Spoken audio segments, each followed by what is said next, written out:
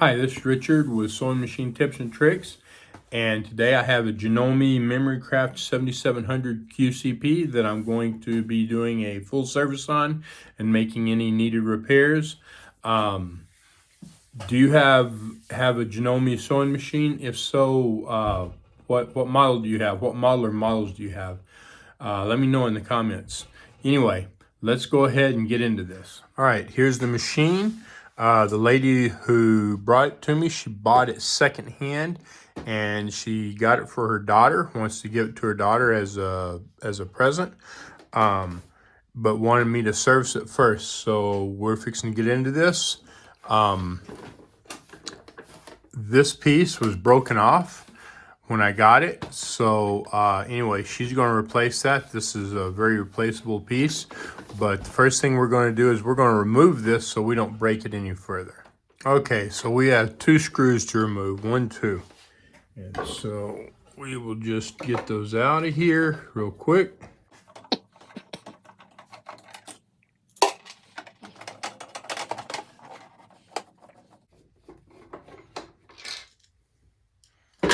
Having magnetized screwdrivers helps a lot. If you're losing magnetism on your screwdriver, you just need to use a magnet on it. Well, I got more than what I intended. Just like that, and remagnetize it. Okay?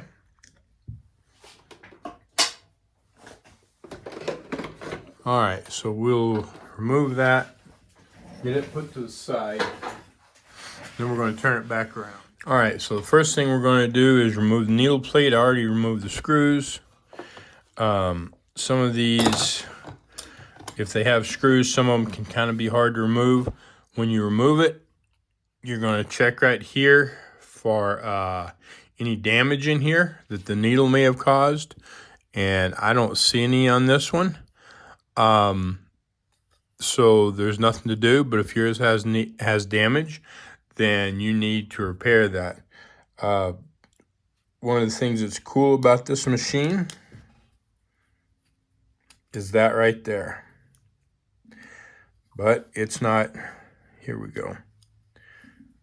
Okay. You don't have to change the needle plate. When you select a straight stitch, that thing clicks up and stays in place, just like that. So that you can do a straight stitch, and then when you go back to a zigzag or some other pattern, it automatically clicks down. Either way, there's no damage there on either one of those, so that's cool.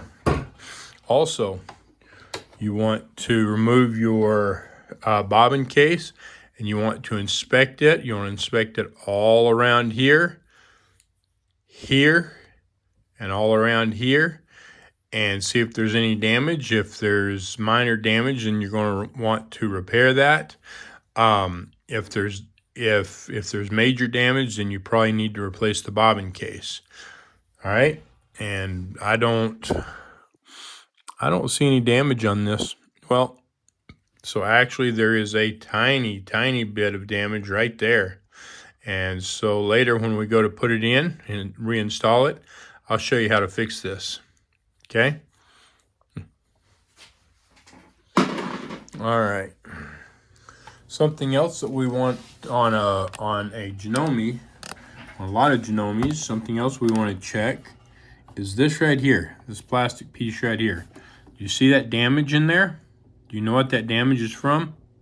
That damage is from the needle being incorrectly installed. In other words, it's not pushed up far enough in the needle bar, and then it hits down there as it's sewing and coming around. I'll show you how to replace this. Okay, so we're going to remove this end, the top, this end, then the front and the back, and go from there. So let's get started. All right, so first, I've got this light on. So I'm going to, you know what, instead of doing this, yeah, it's going to be easier, or maybe not. Yeah, it is. I think it's going to be easier if I just remove the plastic cover. So, and I don't have the, there we go. All right, take that out, and I'll take that out. All right, now we'll do the top, I think, and then the end.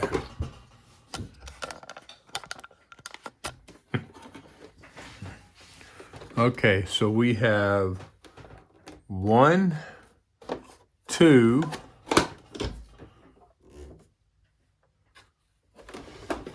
3 screws to remove. Okay, so we'll start over here.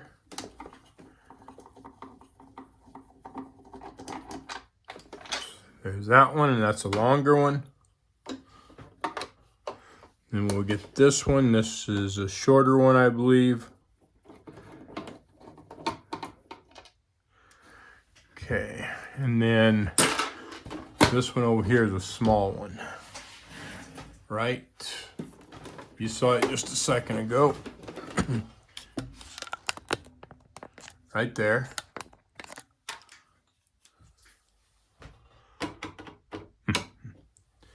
Sometimes, although they completely unscrew, they don't completely come out very easily anyway. This one, I think, will. Feels like it should, but it's not. So, I'm not going to worry about it right now. We're going to see about removing this. So the first thing, well,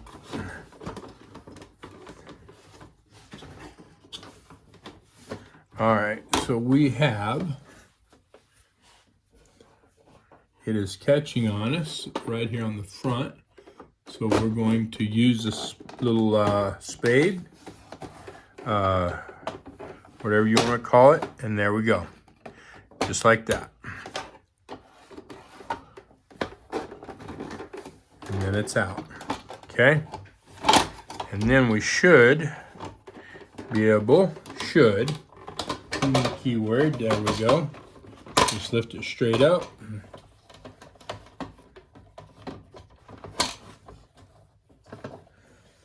Turn it to the back and out. It can be a little bit difficult because of that handle. Now we're going to remove this end over here. Okay, so the first thing is to remove this screw.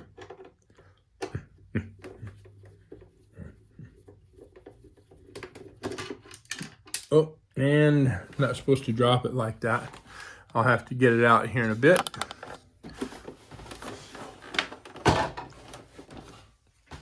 Make sure that's out of the way. All right. Then we have this screw and probably a screw on the bottom.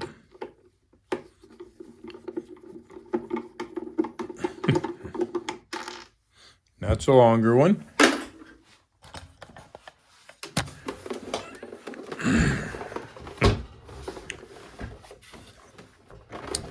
Okay. So if you notice, it doesn't look like we have screws on the bottom, but we do. Okay, so what we need to remove this bottom first. So there's these 2 screws.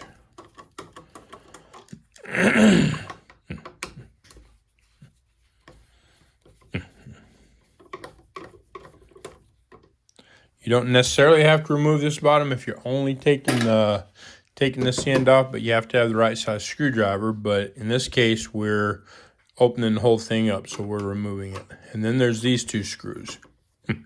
These are plastic screws, so be very careful when you put them back in, not to over tighten them.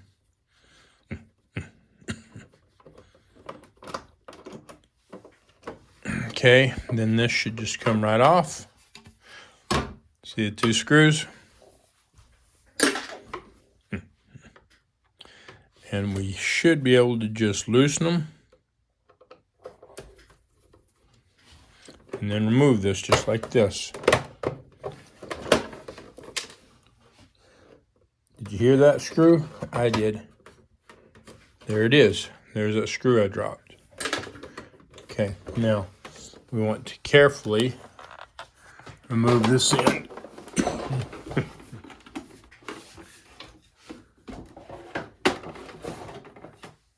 All right, so as you see, it's not wanting to come off, right? So I'm going to take my pry bar and just carefully, ever so carefully,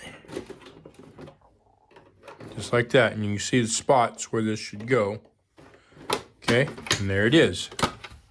You want to be really careful about removing that so you don't break it. Don't break any of this.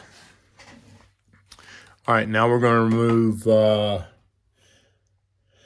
back, and then we'll remove the front. Okay, so we've already removed those two screws.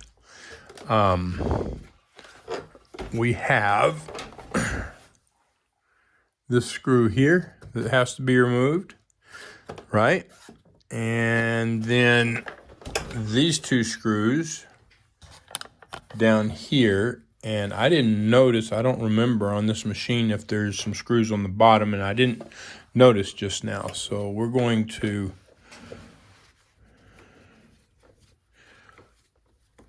remove this one and this one.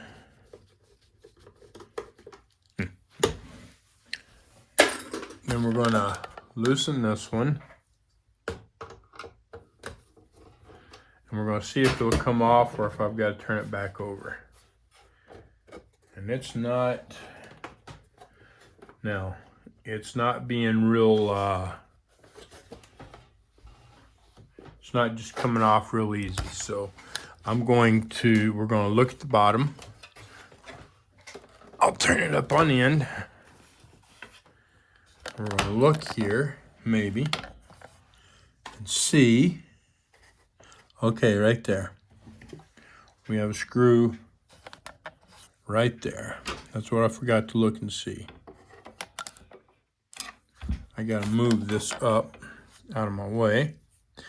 And we don't have to remove this screw, we just need to loosen it. Just like that. Okay. This still is not moving. Oh, there's another screw right there. We'll loosen it. Okay. See how that moves? So that's loose. I don't think we need to take this off. I don't believe. We will find out.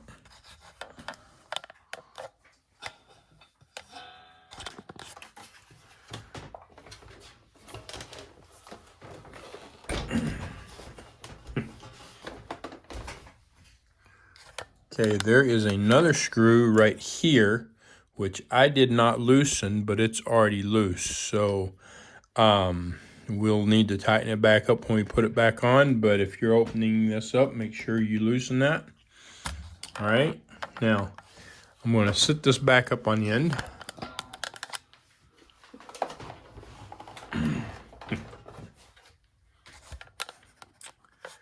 The first thing we need to do is get that undone and then get this undone. And this should just come off from there. So I'm going to put my little spade or whatever right back here. I'm going to pull on it.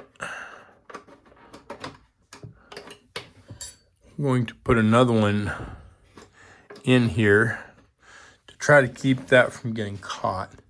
Now, okay, so this should just pop apart. I'm going to use this. I'm going to put this in between here. I don't remember. There it went. See? It popped. Now, you can see here how these are made. All right, so I'm going to pull on this. We're going to do the same thing right down here. I'm pulling on it because I want to put some pressure on it to make it a little easier to come apart. Maybe.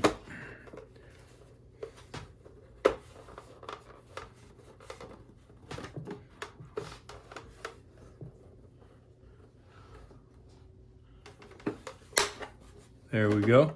You see how I was doing that the wrong way? Okay, you want to be careful. Be really careful. Make sure you don't break anything. All right, now we've got it all but apart. We have something right here in this area holding it. So, oh, there it came. I wanted to show you. And all I did was kind of pull it just like that, and it has come apart, lifted up, and off it comes. Okay, so before I take this other side off, this and this is going to have to come out before I take this off. So since I've got it turned this way, let's go ahead and remove this. Maybe. It's kind of tight.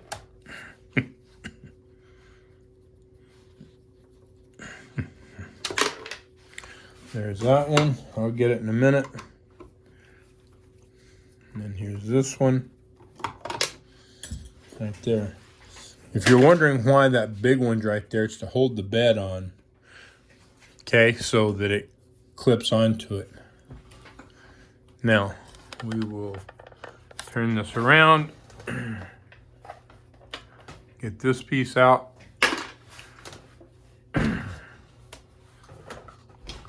Now we're going to remove the, actually what we're going to do, let me see, okay. This should be okay on this one. All right, we're going to remove this front. All right, so we have a screw right here that we need to remove.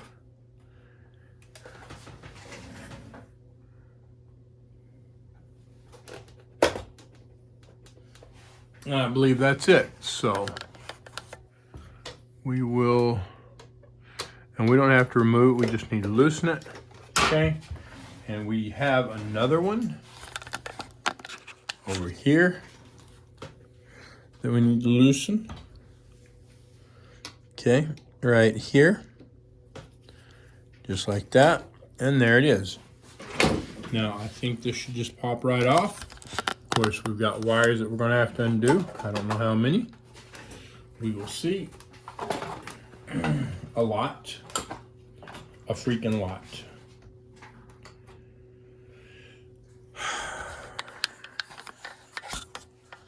Make sure that you take pictures. See all this? Okay. For the most part, they're color coded. Okay.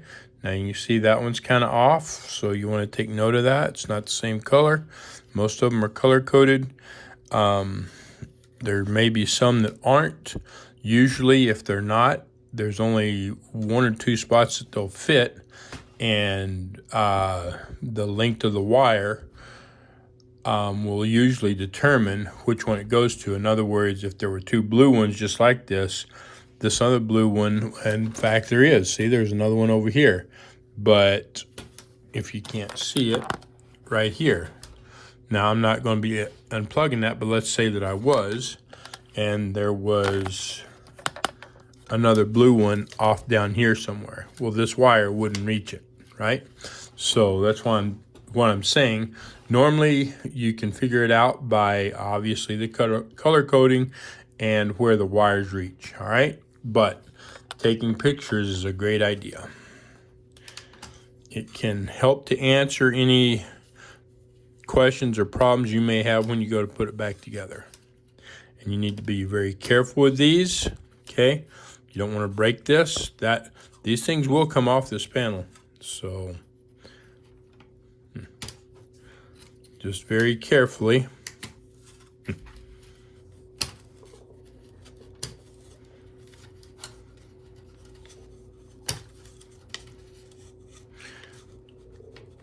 And make sure you don't undo any more than you absolutely have to.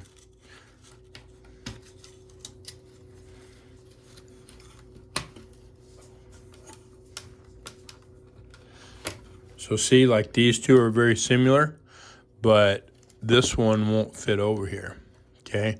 It won't.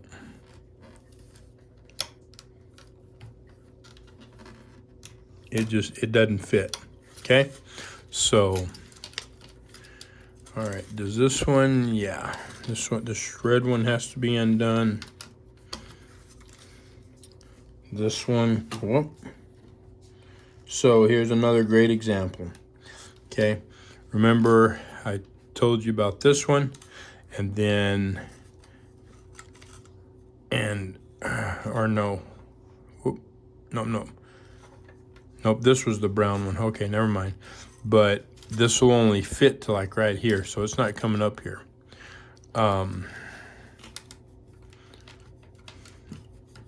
This and this. Okay, so we got them all undone. Now we'll just set this to the side. Okay, now we need to remove this and this. The bottom has to come off first, then this will come off. Depending on several different issues, there may or may not be screws on the end of this blue part, and possibly some screwed into the top here. Yeah, it's pretty tight, so there may well be. But the first thing is to get this white part off. So let's turn it up on the end.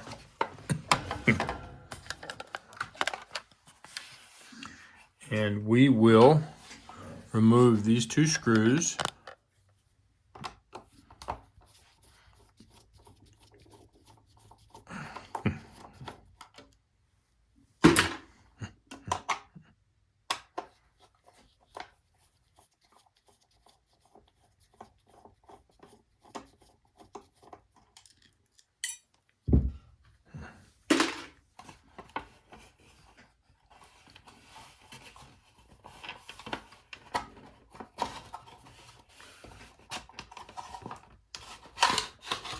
Pull that out. Oh my God. Seriously. Freaking seriously. All right. If you repair machines, this grease, it's crap. It's crap. Don't use it. Okay? When this dries up, it locks machines up. If it dries up on this gear, it can break this gear. Seriously, don't freaking use it. I am going to have to remove this because I've got to really get in here and clean this. So we'll remove these 4 screws.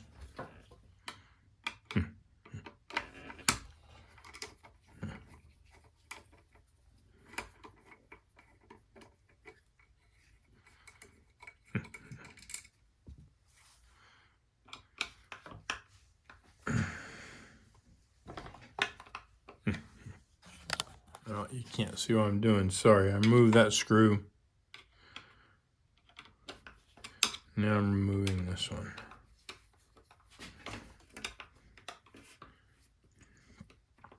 I should have this laying over on its side, I guess, because it's not stable now that I've got the other side off. That kind of crap that crap just irks the crap out of me. It really does.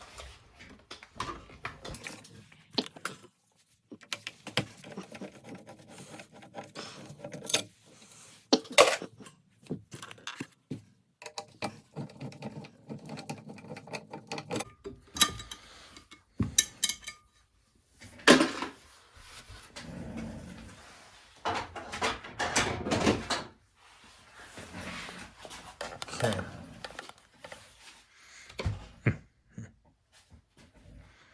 So now I'm going to show you how to remove all this crap from your machine. Okay. Luckily this hasn't dried up yet. Some of it's slightly dry, but not most of it's not dry at all. But there's some of it just in some areas that are just barely slightly. But over time, this will dry up and it breaks crap. All right, so I'm going to show you how to remove this. All right, so I've got a towel and I put down here because I'm fixing to make a mess. I've got mineral spirits. right here. Now this is, yeah, it's dark looking because I've used it to clean some other stuff, and actually usually everything will settle to the bottom, and I just recently strained it out, getting 90% of the stuff out, so it's not settled right now, but it's mostly clean, and it will do the job. And then I've got two brushes, both of them fairly stiff. All right, so the first thing I'm going to do is I'm going to get this off the outside of it, like this.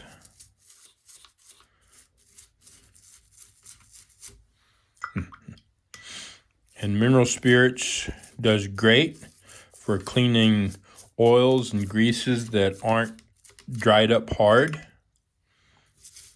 It cuts right through them. It'll cut right through most any of them.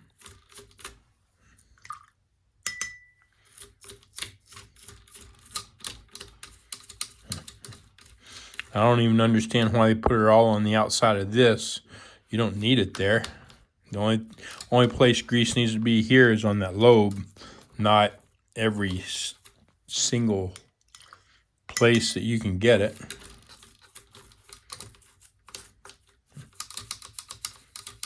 That's crazy.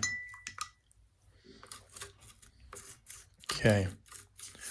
So now I've got most of this removed.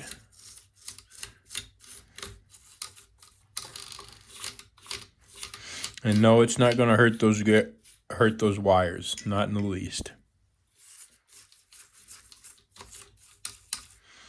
All right, I'm going to start. Actually, I'm going to get that off there, and then I'm going to take this one, get in there a little bit more, a little further in.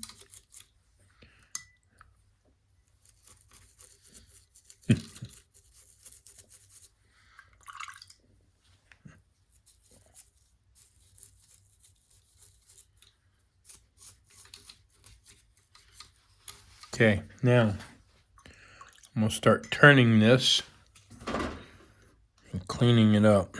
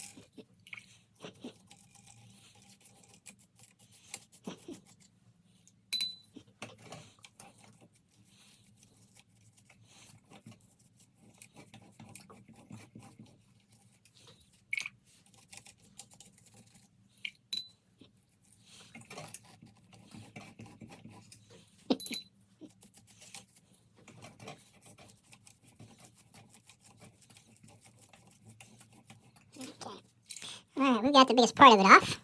We're about done here.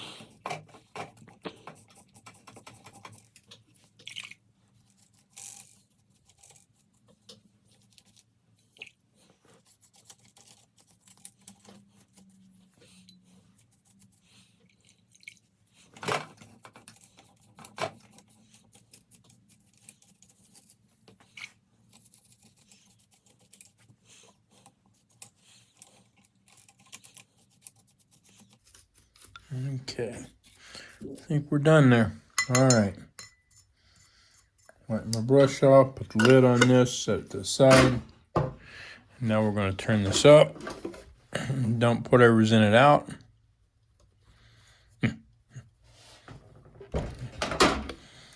Okay. And then I'm going to take this and I'm going to blow it out. I've got an air compressor. I'm going to blow this out and dry this up. Before I blow all this out, I'm going to take this top off. So let's take a look at exactly how it comes off. So there are no more screws in it. On some of them there are. On this one there's not. There's a little piece right here. You see how that moves right there? Okay, so we've got this that's holding it on. And then over here, we've got the same thing right here. Okay, but why is it doing this? Why does it only move so far, not far enough out? I'll show you. We're going to set it up, push that in. We're going to set it up. Okay, see right here? This is hitting right here. So what we need to do, we don't want to break this, okay, but we want to lift it up just like that. And I goofed up. Okay, whoop. Okay, so we got that out. There it is, and it just lifts up. And out, just like that. And now I can go blow this out. Well, I started to take it out to blow it off, and when I pulled that top off, I seen this. So when I look up in here, that's what I see. So this is your thread cutter. This is your scissors, what cuts your thread. This is the gears for that. For whatever reason, somebody decided to put that grease all over this. As soon as that dries up, the cutter no longer works. So anyway, we're going to take this off before I go blow it out. And so what we're going to do is we're going to remove these two screws and these two screws. These two screws hold the entire unit on. These two screws hold the top to the bottom. Now when I take these out, I've got two sleeves right here on either side that go through that hold them apart that are going to fall. Okay, so I'm going to, while it's stationary and I'm not having to hold it hard, I'm going to loosen these to here. Okay, now I can loosen and remove these two. And I got to be careful because I have wires and I don't want to break my wires. Okay, so there's that one. And this one. Okay, so the whole unit falls off just like that. Now I'm going to take it apart. And I've already got them loose, so I don't have to try to hold it and get it to come apart.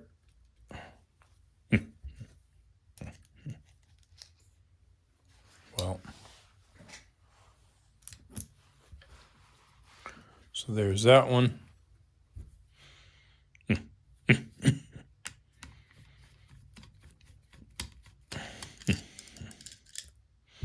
Here's this one. And then this thing should, there we go, just pops up just like that. Okay, now, oh, and there's that. Right, now we can clean all this off.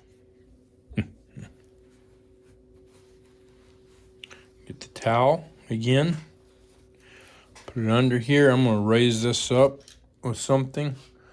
I'll use this to kind of, it's a little bit higher than I wanted, I think.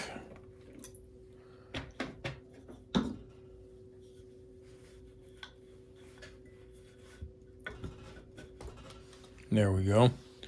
That way I can get this up there a little closer. Then we'll clean this off.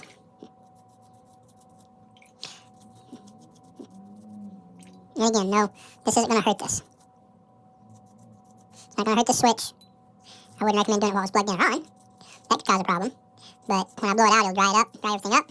And by the time I get it put back together, it'll be completely dried out. Look at that.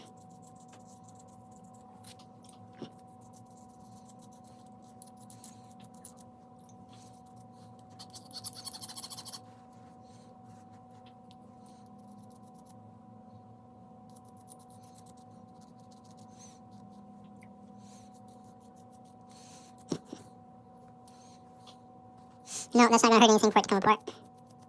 I'd forgotten that it would slip off like that.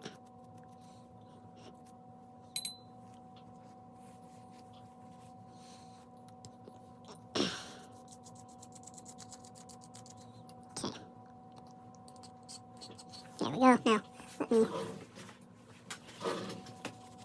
get a towel and kind of, or a rag, kind of clean this up some. Get some of that liquid off of it, and there's some more of that, see? It's already dried in there. Okay.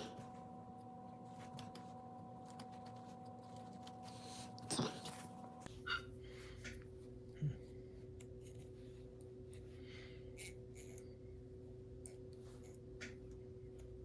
And so why won't it hurt this to be apart, and why don't I have to set it back in a certain spot?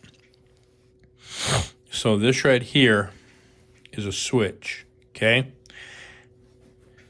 And this, see the little white piece right there?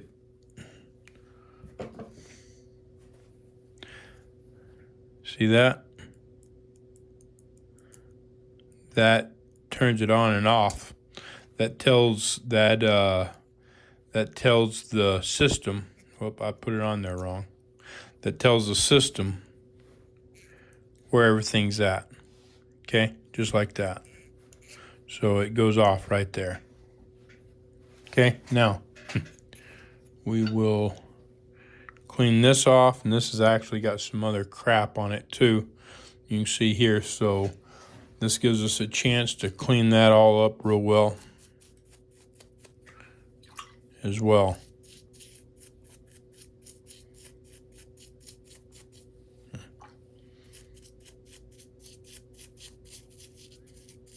Clean the bottom up.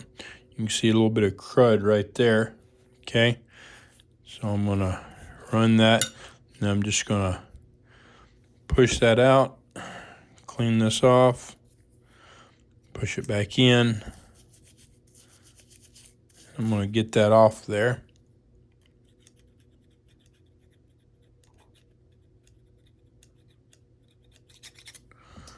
Okay.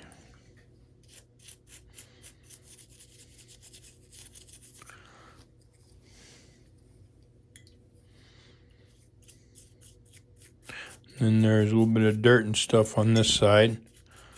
So this gives me a chance to get all that off as well.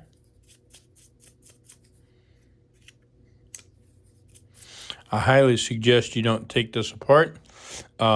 This has several pieces in it, and it has a specific order that it goes in, and you don't need to take it apart to clean this, okay? You see how I'm just moving it back and forth? There's a little bit of stuff coming out of it, and you just clean it off, okay? There is no reason. See how that is set apart? Some of these parts set in between that. If you get those parts wrong, this won't move right. It'll be too tight and it won't move. Okay, it won't come all the way back, or it won't go out, or whatever. All right, depending on how you do it is depending on what it will and won't do. So again, don't take this apart.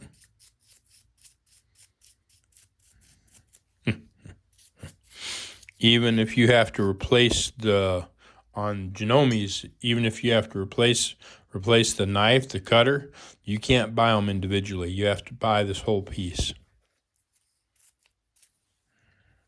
So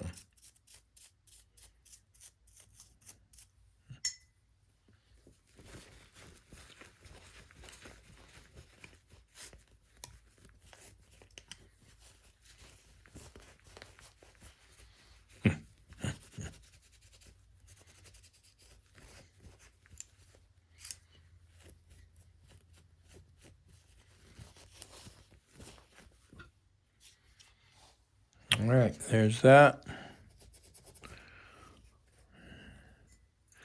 I'm going to go ahead and clean this up some since I've got it open. The fact that felt looks pretty dirty.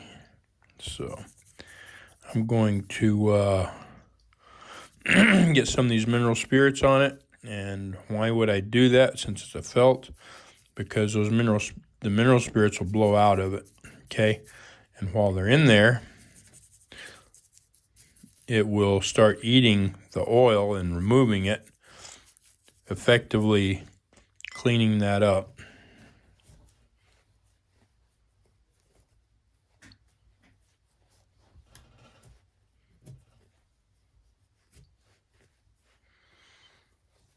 fact, what I could do, since I've already got that off, is I could remove this. Maybe. Okay. It doesn't want to remove.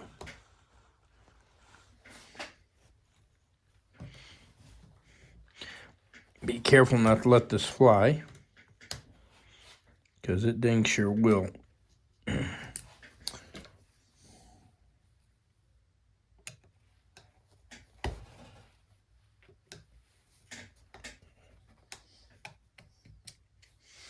Just like that. Just like that. Take this off.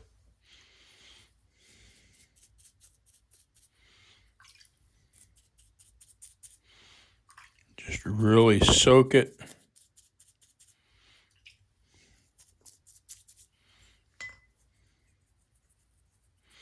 Work it around and then dry it out.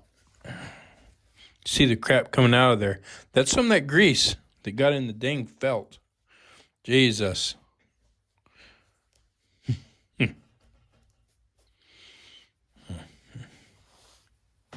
That's why it felt really stiff. That's why I went in and pulled it off, and that's why it was feeling stiff. We're going to do that again.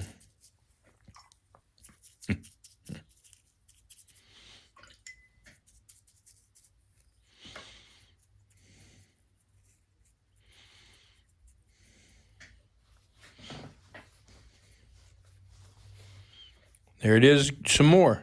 Look at that. It's crazy. Insane. Insanity, man.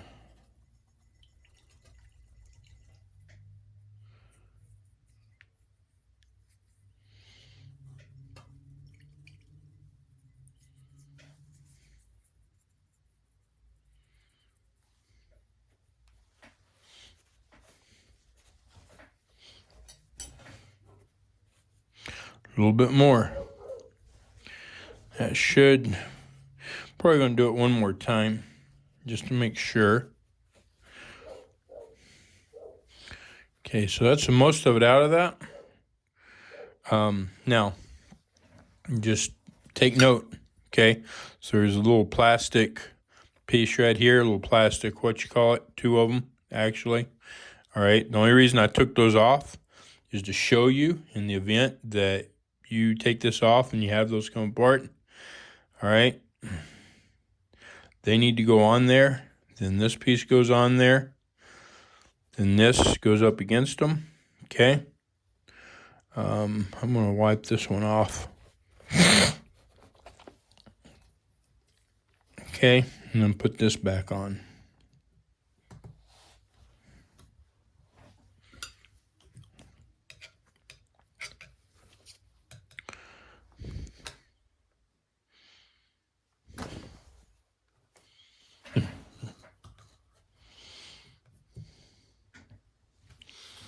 Okay.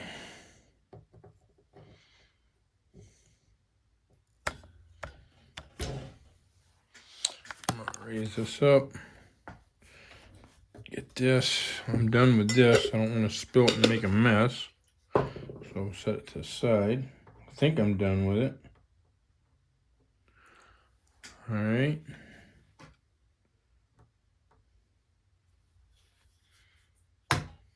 Nope. Careful.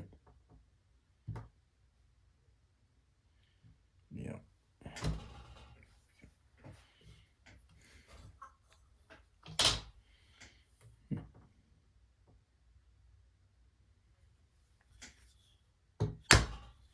There it is. First thing I need to do, I guess, is put this back together. I'll lubricate this in a little bit after I'm done. I don't have to have it apart to lubricate it. So we'll drop these 2 screws through here.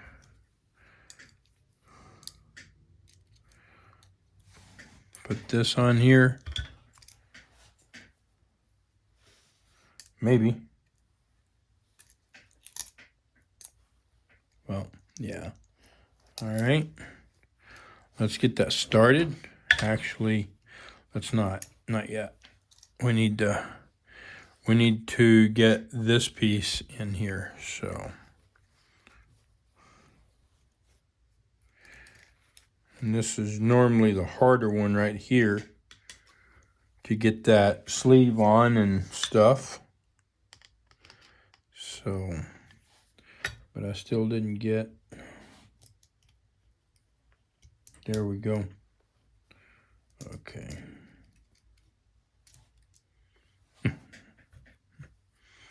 Now, get that started. Yeah, it started. All right, get the other sleeve. Pull this up. Pull the screw out, slip the sleeve in it, and then the screw through the sleeve. Line it up and get it started, and then we can go ahead and tighten it. Make sure before you tighten it that that little piece I showed you is in that hole. Otherwise, you could damage it. Okay. You want it fairly tight. You don't have to kill it, but you definitely want it fairly tight. Okay, then we'll put this back on here. Just like that.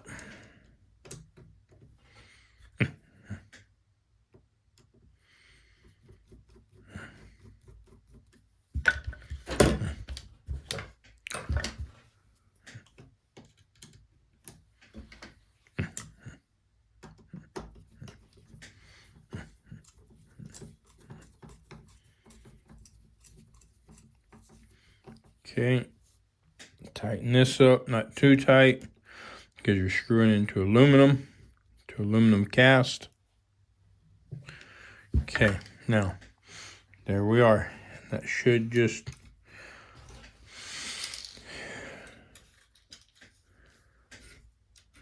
as I move it back and forth, you can see everything turn.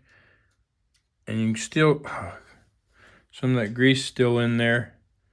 It was getting hard already. Honestly, that little bit's not going to hurt, to be honest with you. I'm just kind of anal about it, because when you put lubricant on it, the other lubricant's going to mix with it.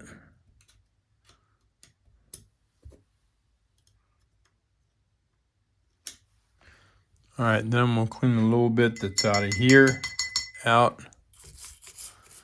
Whoever did this, they must really like this grease.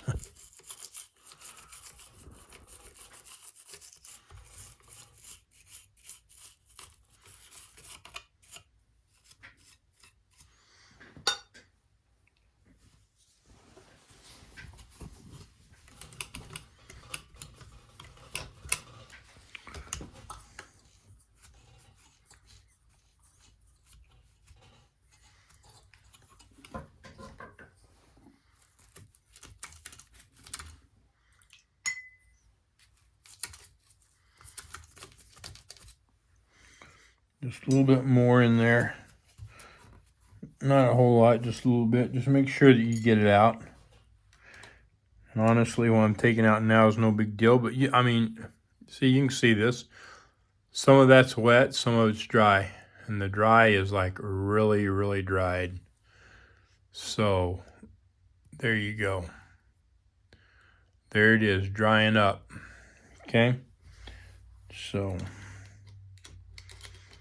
that's not completely dried, but it is drying up. And it will damage your machine.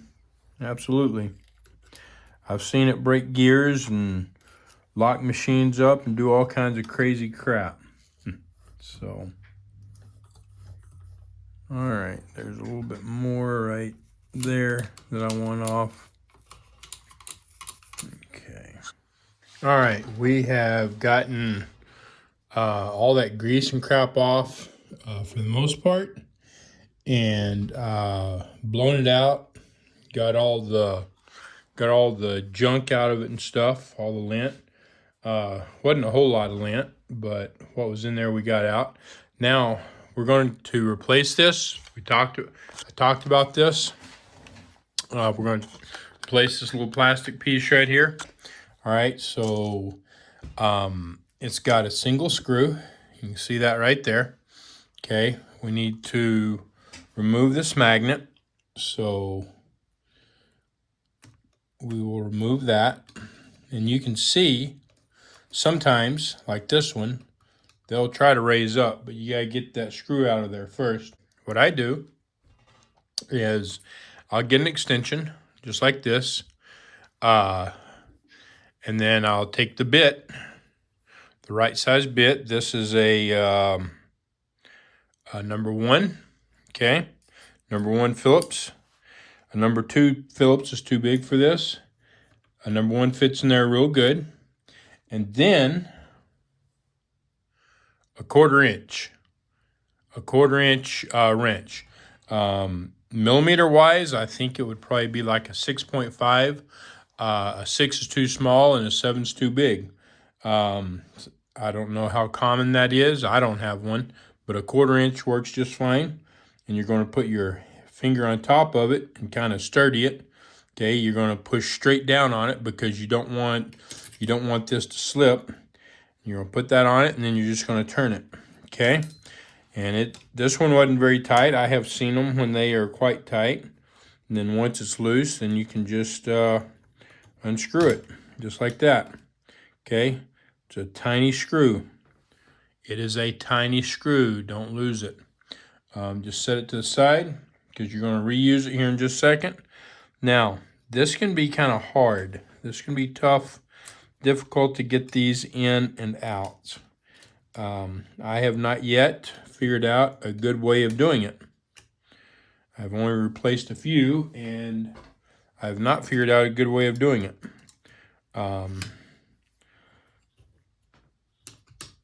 But they are difficult to get out. Now, I could absolutely break this one if I wanted to, because, and in fact, there you go, because I'm not going to be reusing it. And you see how messed up this is. Whoever was using it, they had their needle way down, and you can see how it just cut through there. Okay, the needle just ripped right through that plastic and cut it. It's no good. Now, why do we need to replace this? Because when you're sewing, your thread can get stuck in this, okay? You can see here, there's little bits of plastic sticking up. There's these gaps and stuff. Your thread can get stuck in here when you're sewing and cause looping and everything else. That's why you want to replace it, okay? So then this is a new one. It does not go like this. It goes like this. This little piece goes in this cutout right here. You see the cutout right here. So this piece goes there, and then obviously the screw, there's only one place that can go. So we're going to drop that cutout in there first, where that cutout goes, and then just try to work it around.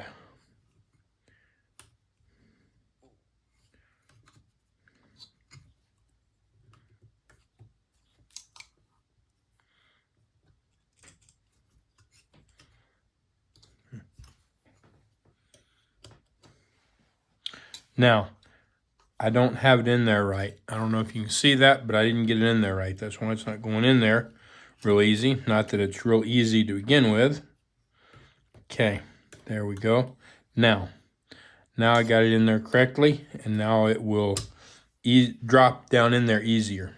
Okay, so but that cutout piece goes in first, and you got to get it lined up. I didn't get it lined up, so it wasn't going down. And then the hole lines right up, if you can see that. Okay, once it's in there, don't get too rough with this. You will break it, okay?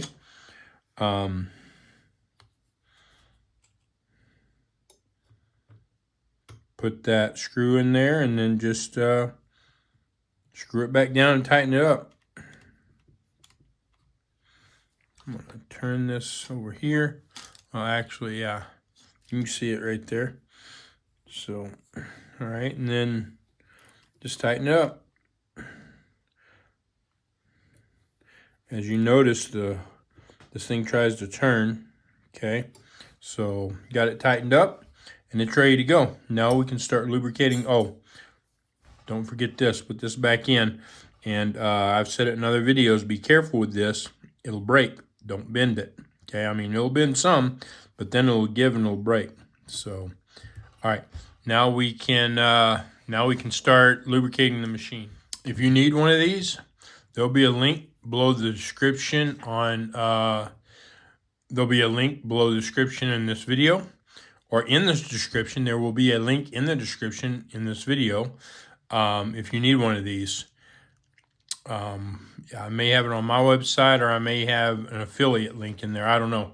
We'll see. Anyway, but there will be a link down there if you need to get one. So now let's go ahead and start lubricating this. I'm going to do the bottom first. Get that done. So we'll just turn it over like this. Okay, the first thing that I want to do is I want to lubricate all the felts. So I've got a felt here. I've got a felt in here, right there. I've got a felt here. And then I've got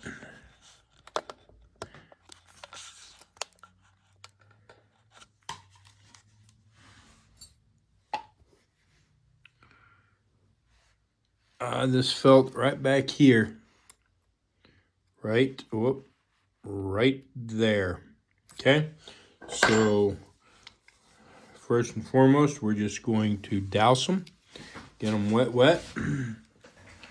And I can't, I'm trying to see around the camera and the light and everything.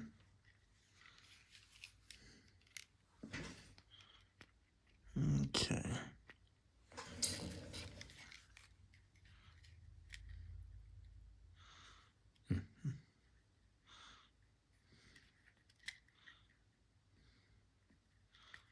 All right. I think that one's wet. As I turn this, that turns. Yep, it looks, yeah, it's dripping. All right, so I got that one. Now we'll do this one right here. Just get it nice and wet. Just like that. Now I'll do this one over here.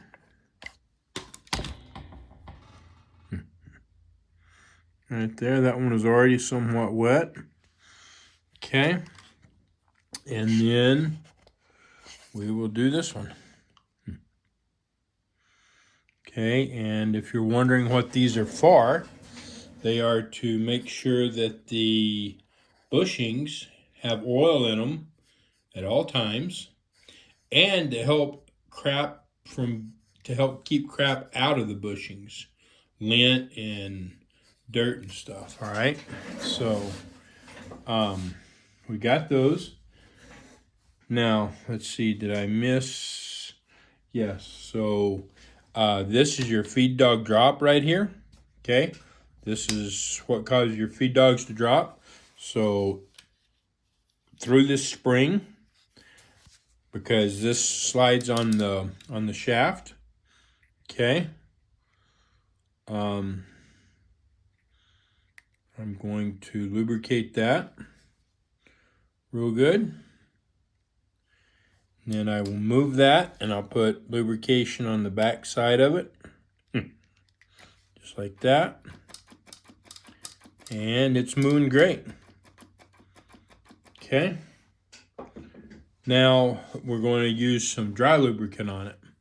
Okay, so we got all the felts, which means that we got all of the bushings. The only thing else that, well, I want to put a little bit of oil here. This is for a manual presser foot lifter, or I say manual, a knee lift style. So I'll drop just a little bit down there, just like that. That will get in there and help to make sure that it doesn't lock up and they don't get used too often. Let me see if I've got something that I can operate it with. Those things can be kind of hard to operate. There we go. right there.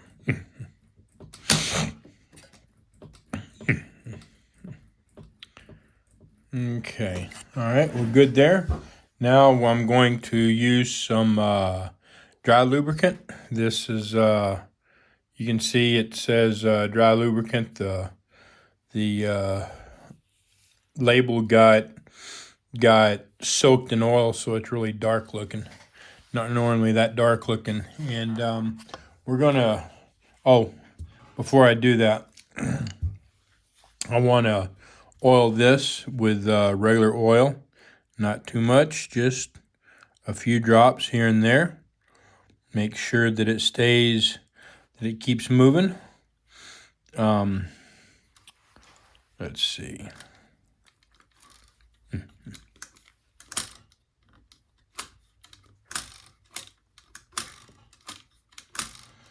Okay.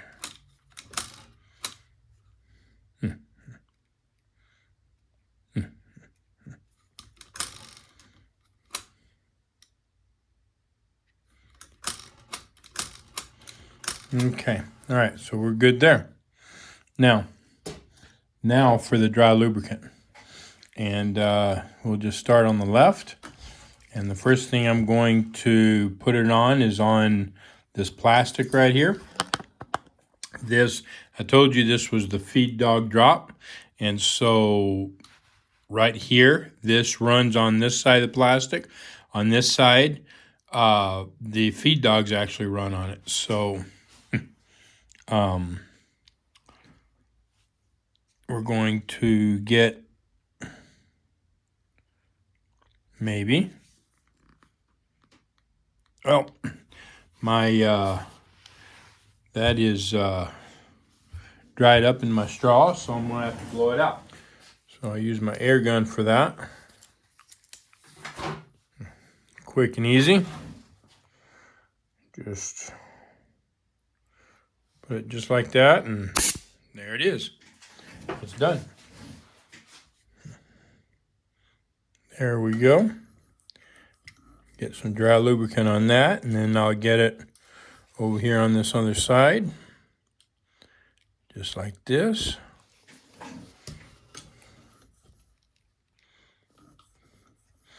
Doesn't take a whole lot. All right, and then we're gonna, whoops. We'll run that, and I'm gonna hold it over here a minute. Okay, and then we'll bring it back. There it is. Okay, now we're gonna put some dry lubricant on the gears. Or on the, well, yeah, gears, because there's another gear that the hook has a gear on it that it's running.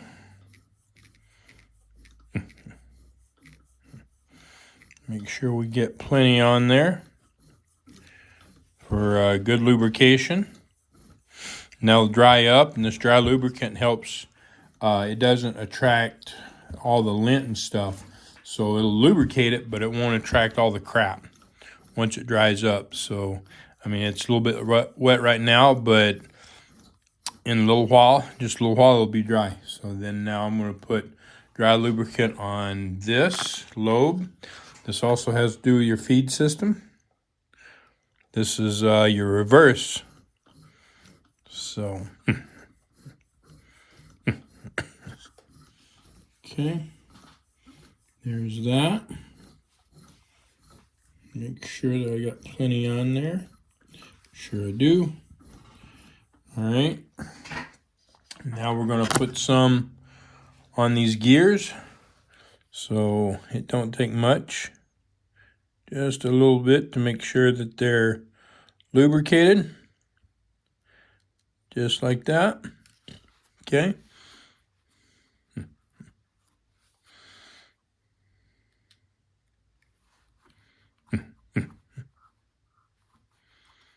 Okay, there we go.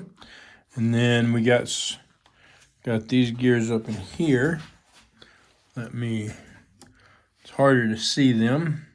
Let me see if I can turn the machine a little differently. Actually, that's got some grease in it. Not much. It looks pretty dry for the most part. So I'm just going to leave that alone. Just put our dry lubricant on there.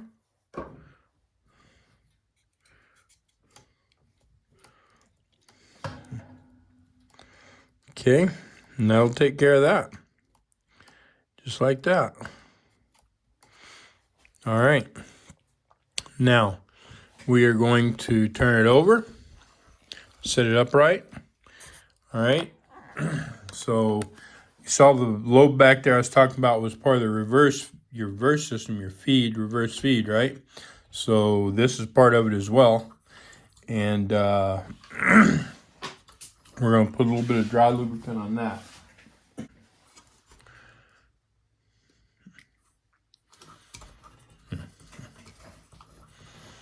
Just like that. Okay. Now we need dry lubricant in a couple of more places up here, but that's pretty much everything that we need it for down here.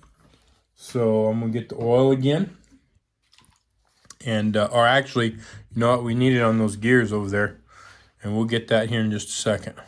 Almost forgot. So right here in this wick, we want to get some oil in here. Okay. So we'll just drop a couple of drops in, and then we're going to turn it, and you'll see the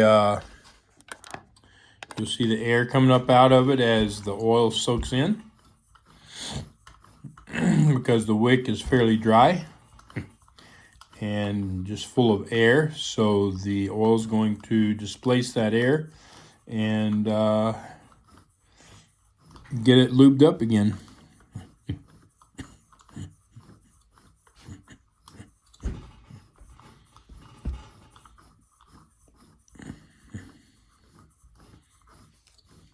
And turning it helps.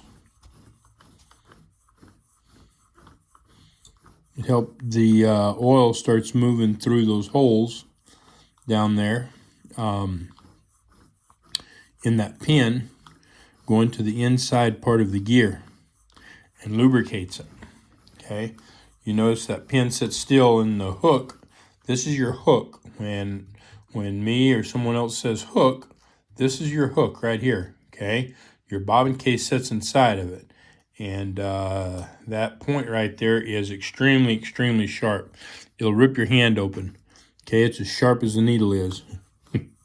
So if you put your hand in here and do this, when it comes around there, it's going to rip your finger wide open real bad. So don't do that.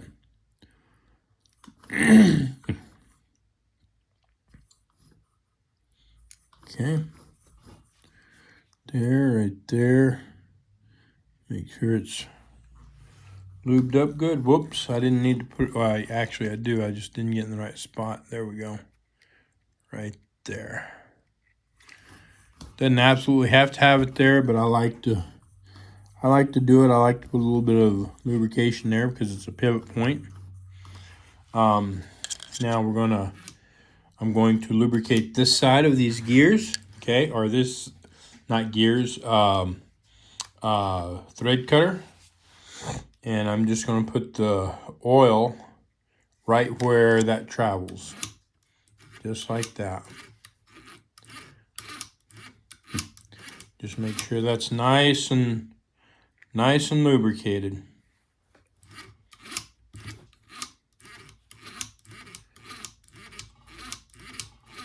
Okay, now we're going to set this up, and I'm going to get the dry lubricant, and we're going to do these gears.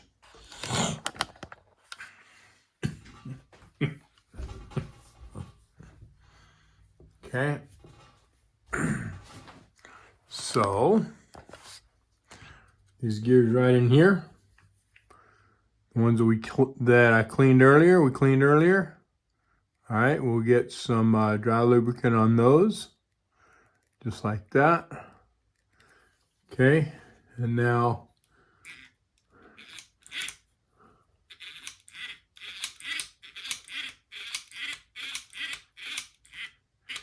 I'm going to put a little bit of oil, not dry lubricant, but oil, right here just like that on the bottom of this.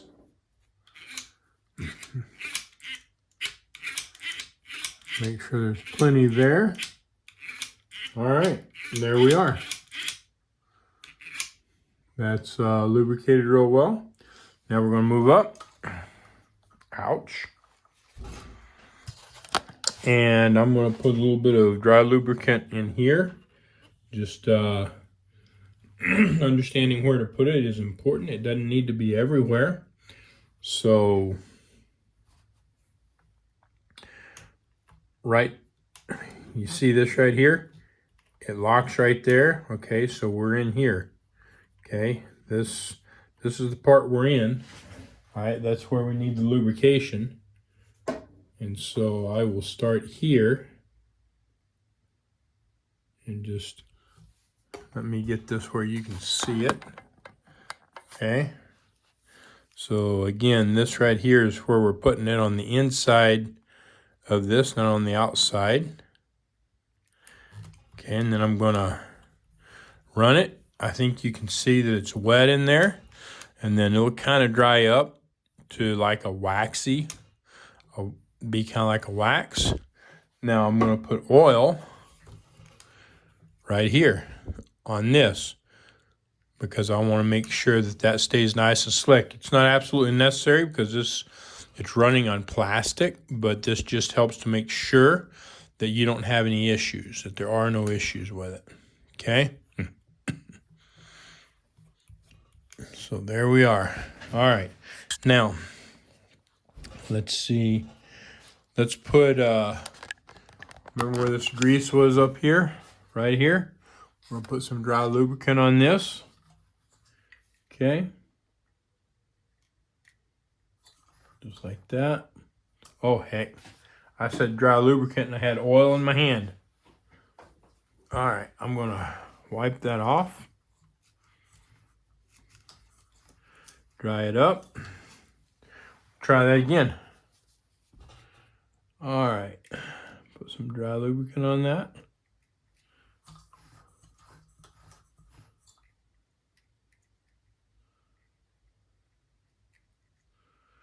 Okay. There we are. Okay. Now back to the oil. And we're going to just start here at the needle bar and such. So 2 or 3 drops or a little bit more on the top of the needle bar above this needle bar guide. And then we want to do the bottom as well. So just right down here on that needle bar right there. Okay. Run that. Got a little bit of dirt in here. Well, it didn't move when I touched it. Yeah, it's stuck. Stuck on there. Okay. Got that off. Let's make sure, let's see if that needle, yeah, that needle moves. All right, so I'll show you something here in a minute, but there's a hole right here. That's for lubricant. We'll drop some lubricant in there and put it on there, and I'm going to put it on the outside. That's just to make sure that everything gets lubricated good.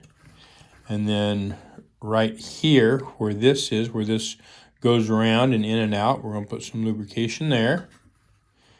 And then, yeah,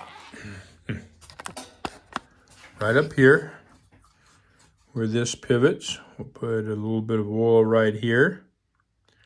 Okay, then we'll put it right back here where this pivots here. Just like that. Okay, and I'm just going to make dang sure that I got everything back here that twists, turns, pivots, whatever, needs oil. All right, so I got that. Now, right on a lot of Janomes, a few other machines, but mostly Janomes, right here, this is a piece of metal, and it's sitting over a felt. There's a lot of thick felt in there. and that's to help keep all this lubricated. So we're going to make sure that that's wet. There's a hole on the top, and I put too much on there so it goes too fast. And there's a hole right here, okay? That just makes sure that I got plenty on there and that soaked it up nice and wet. So it'll be there for a while, okay? Now, this is for your, this piece here is your zigzag. It's what controls the zigzag. So there's a small amount of pivot right there. We're going to put a little oil there. This is the actual pivot point for the needle bar when it's zigzagging. So we'll put a little bit of oil there. Okay. Now, I want to do the take-up lever. All right, which is right here. So we're going to put a little bit of oil in here. This runs through plastic. I think that's plastic. Nope, that's metal. So, yeah, make sure we get that. In fact, I like to go down here in that spring and put a little bit in there. And then I'll turn it around here in a minute. I think we can get to the other side better. But before we do that, we have this needle threader here. So we're going to put some oil on the guides, on the bar, right at the guide, so it'll run through there and stay nice and wet. And put a little bit right here. Anything that moves, plastic on metal, whatever. See all the crap? So we're going to wipe all that off there.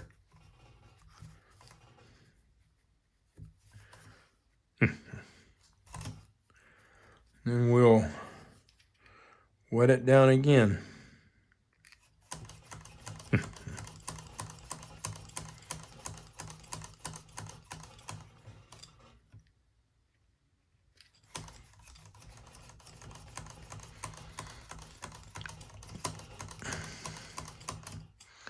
You can see it all.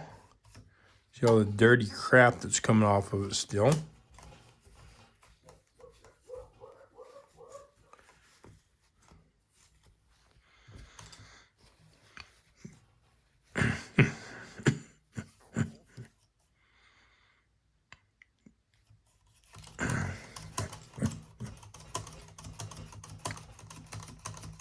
Okay, there's that.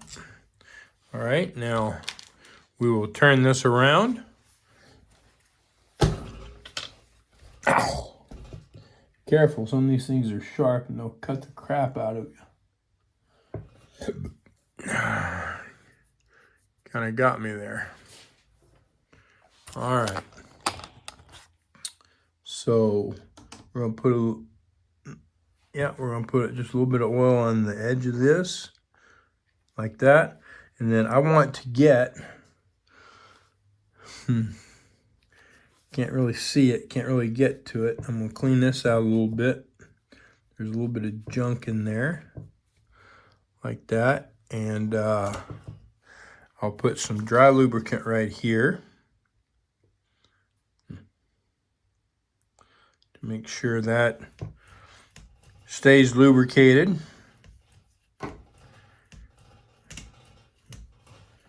Okay, but I need to get, well, here's what I can do. I'll lay this, let's see, did y'all see that? Yeah, I think you did. So let me get the dry lubricant in there. Okay, and now to make sure that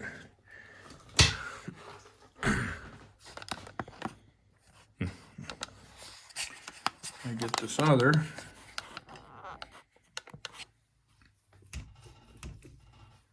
Okay, need the oil, and this is the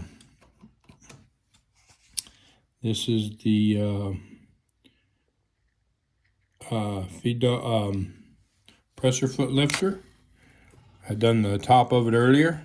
I wanted to get the bottom done, so going right up against the guide there on the bottom.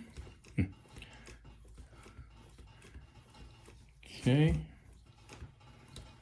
I'll get just a little bit of dry right here where this is moving.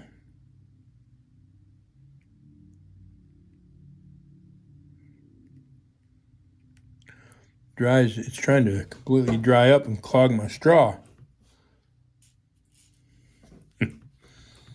Okay, just like that. I'll wipe the excess off.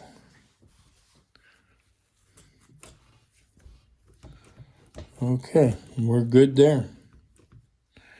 It looks like excess, or it looks like a little bit of dirt right there. Yeah, it is.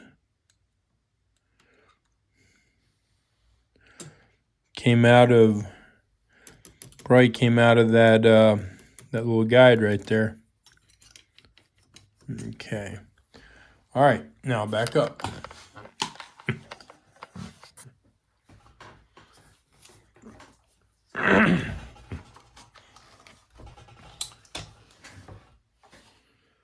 All right, we have a felt right here. So it looks pretty wet, but I'm gonna get it even more. All right. And then I'm gonna put a little oil right here on this pivot point. And then I'm going to tip this back. And we're gonna get oil on this upper shaft right in this bushing. Actually, that's a bearing in there. But I'm gonna put oil on it just to make sure that if it's needing it, it gets it. So seeing down in there is almost impossible. Whoops, there we go. Looking in the wrong place. Okay, so it went right in that hole in there. Okay, then we're going to do this other side. And we got a couple more felts here. All right, you can see this felt and you can see this felt here. So what we're going to do is we're going to soak both of those just like that. Okay, and then this is a hole for just for getting the oil into that bushing. All right, so we got both of those soaked and got in that bushing. And we're good. We are good. We're about ready to put it back together. I think we got everything. Well, actually, let's see. We don't, not yet. We're gonna put a little bit of oil right here just to make sure that this continues to spin and there's nothing in there that's gonna lock us up.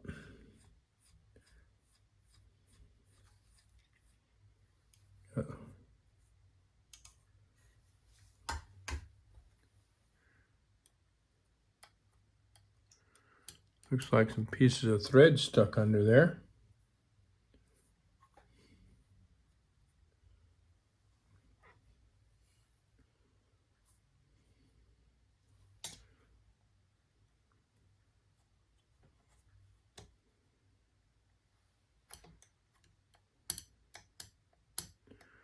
Doesn't look like it's gonna come out though.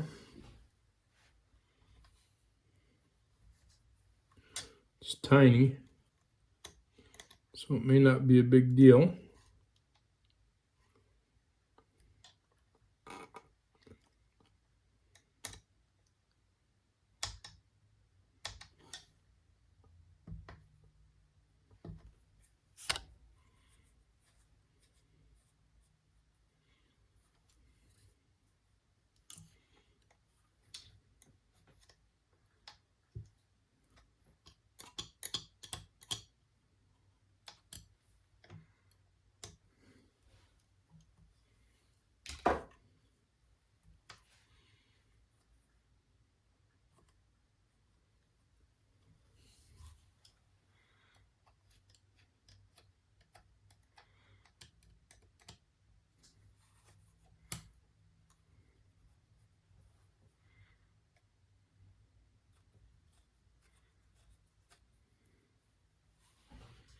Well,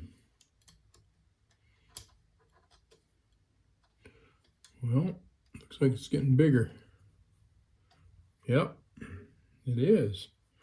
Maybe not as tiny as what it looked.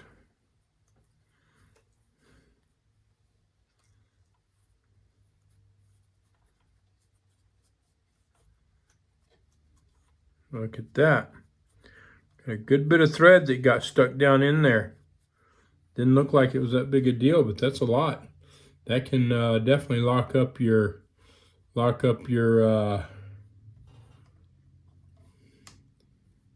bobbin winder. Ooh, that broke. I think there's still some in there.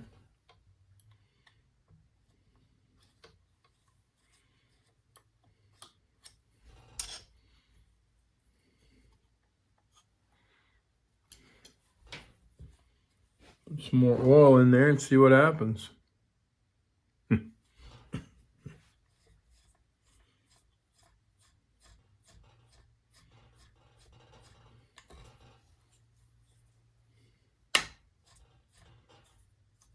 Okay. I don't see anything else coming out of that. So we should be good. The oil will usually cause it to start moving out because the oil pushes it out.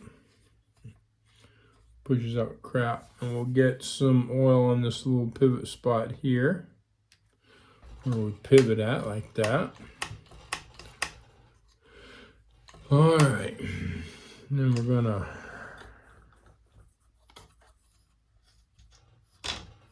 all right, so that turns good without the machine turning.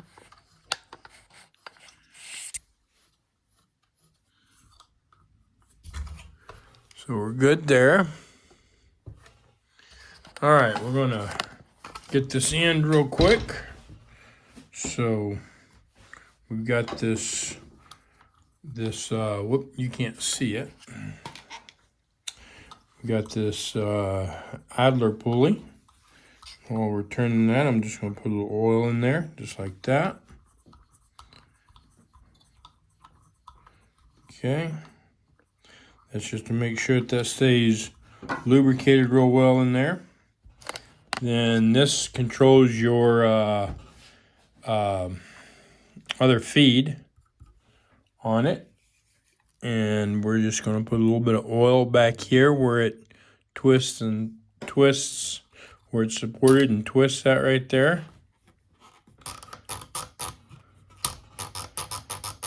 Okay. There we are. And then this is the feed dog drop right here that we were talking about earlier. Put a little bit there just to make sure that stays nice and lubricated and doesn't have a problem.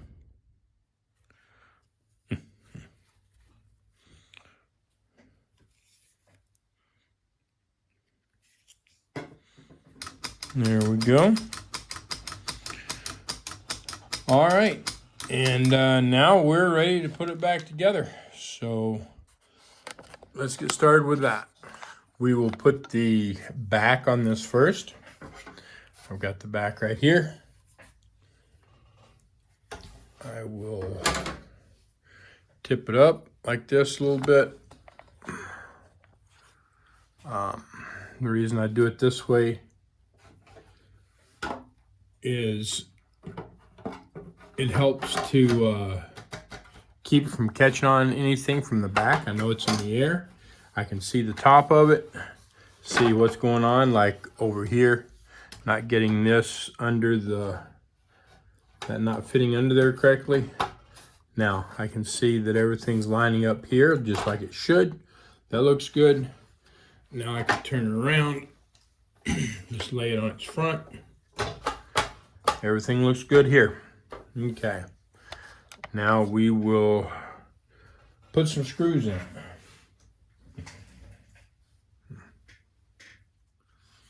All right, so I'm just going to take all my screws out right here on the edge of my towel. Put everything that I'm not going to be using right away back in there.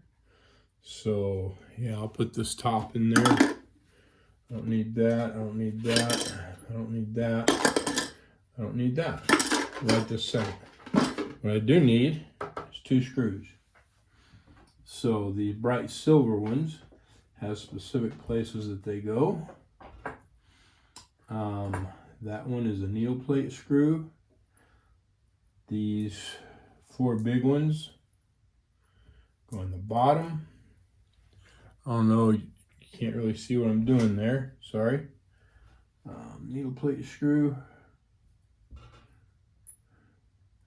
So I'm looking for 2 short ones. Just like that. Now, I need a screwdriver.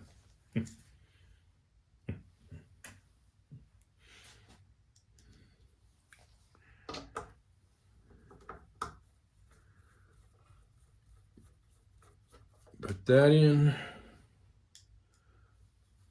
Put this in. So this will hold the bottom.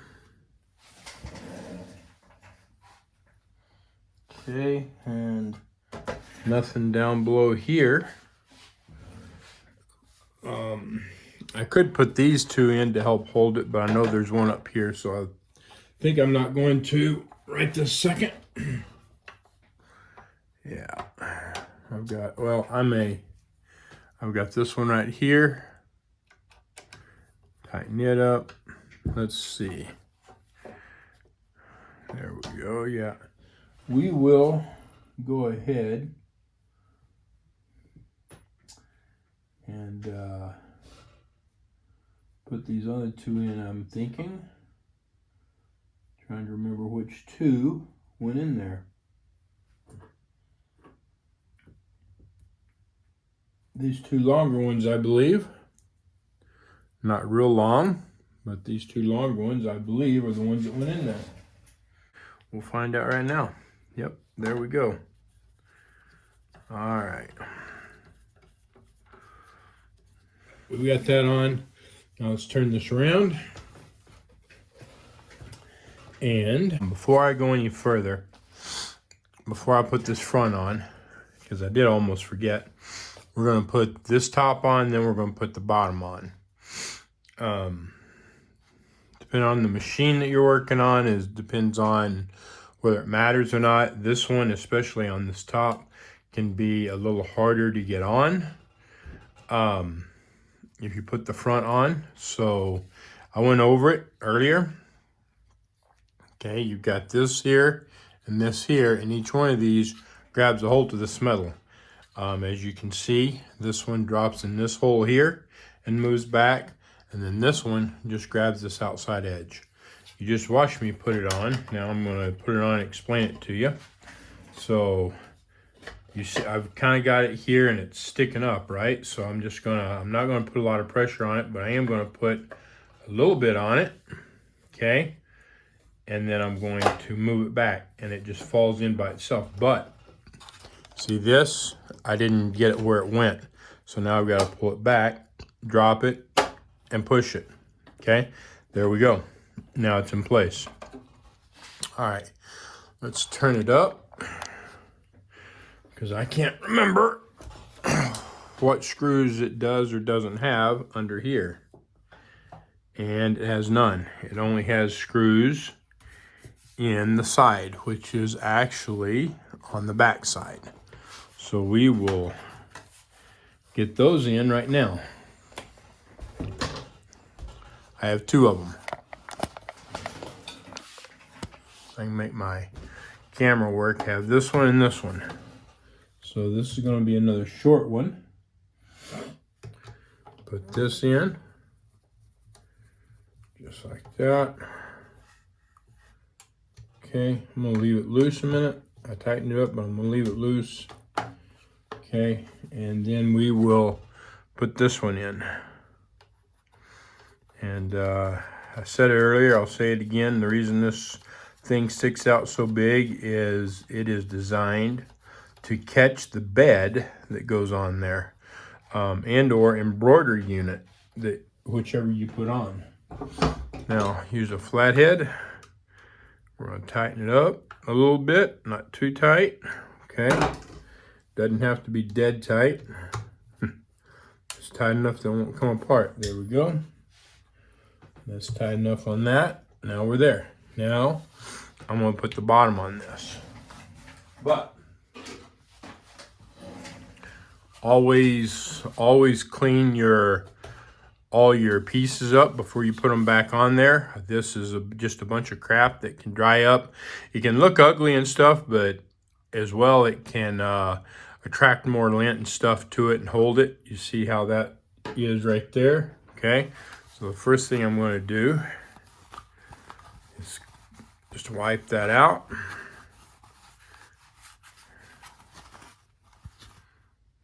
Okay. Now, there's a couple more things I'm going to do here. So this I'm going to inspect it. Okay, this has some gunk in here. I've recently soaked this in denatured alcohol that I have sitting right there. And I'm just going to try to use it and clean this up.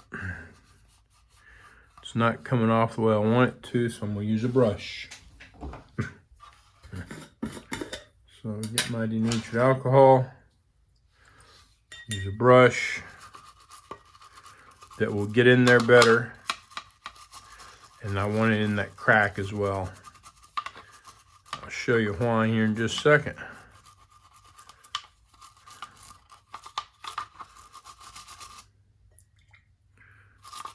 I'm just going to make dang sure that this is cleaned up really good. And you see the amount of dirt that just came out of that, right? Quite interesting. A good amount of dirt came out of there. I don't normally see dirt like that come out of it, but once in a while I do. That's just from the dirt and crap that's been through the machine. Okay, now put my denatured alcohol back. Make sure that if you use denatured alcohol, you don't have heat, an open flame, you're not smoking, anything like that. It is a flammable fuel. Denatured alcohol is a fuel. Alcohol, you know, racing. I doubt they actually use denatured alcohol in racing, but it's still alcohol, and it's very, very flammable. So it's a great cleaner as well. So if you use it, just be careful. I've used this in a couple of videos, and I really, really like it. So I'm going to put this, it's a super glue, brush and nozzle type. I really like the, look at it. It's starting to dry up. Look at that. So it don't last long, obviously, but it's still working. So I'm going to use it.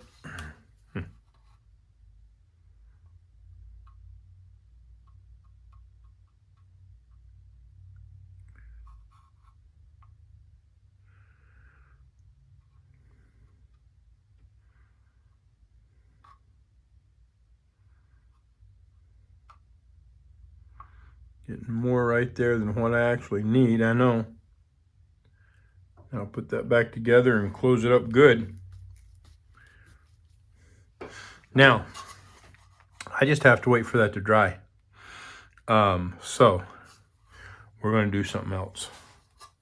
Okay, while we're waiting on that other piece to dry, if you remember, I showed you this, showed you it was broken when it came in.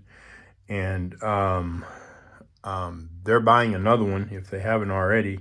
And actually, yeah, this is what goes right here, right? They're buying another one, and they didn't ask me to do this, so I'm not going to charge them for it. But it makes for a great addition to the video. So what we're going to do is we are going to repair this. I'm going to show you how to repair this in case you've got one you need to repair. The first thing you need to do is you need to have a spool pin. So you can, if you're not wanting to buy this, I don't know what the cost is, but I can see it being fairly expensive or not being able to find it at all. So you can buy spool pins like this. Now I'm not going to use this one, but when I'm done here, you're gonna understand how you can use this one or you can use this one. This is one that I'm using. It's not exactly the same, but I'm not using this because it's brand new and they're not paying me to do it. I'm not charging them for it. They didn't ask me to. So first thing I'm going to do is try to get rid of this glue.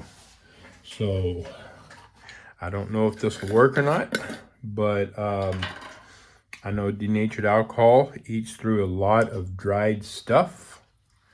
So first thing I'm going to do is put denatured alcohol on this glue and see if it will eat through it.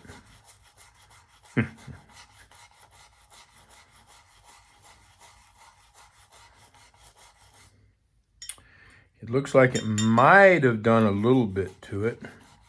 Not a whole lot though. But it does look like it's definitely affecting it. Okay. Set that to the side.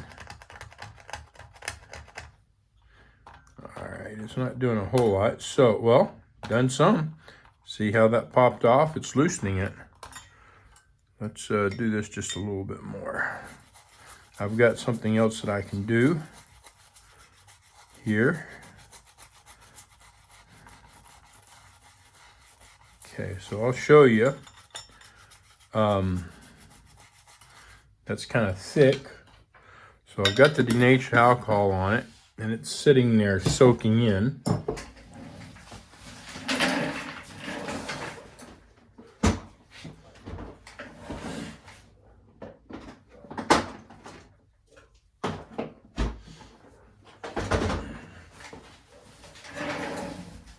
I'm going to get this knife because I've got to have it here in a little bit anyway, and I'm going to take this blade right out of it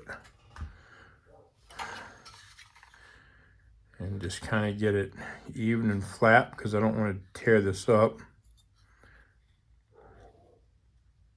And just carefully, I'm going to get this over here, just kind of carefully scrape over it. This thing's really sharp, so it'll go right through that plastic in a heartbeat.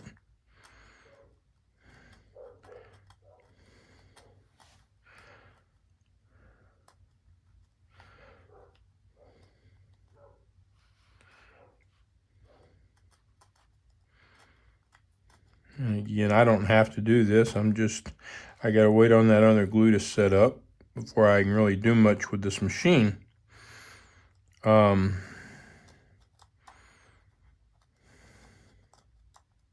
I could put the front on and stuff now that I've got this on, but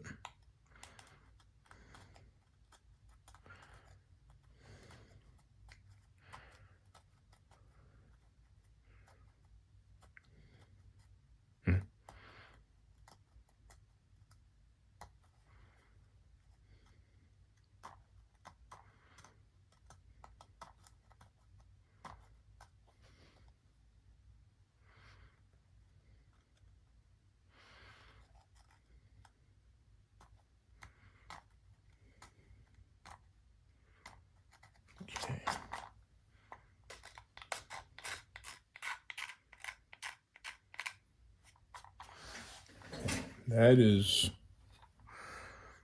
That's kind of tough to get off without destroying the plastic.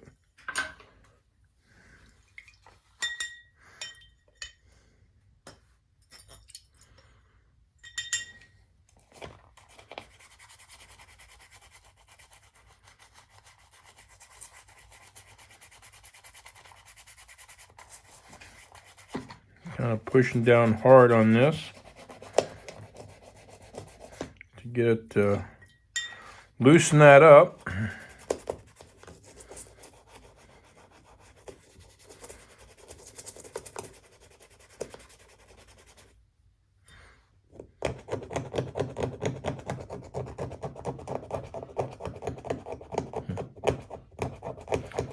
And there it comes.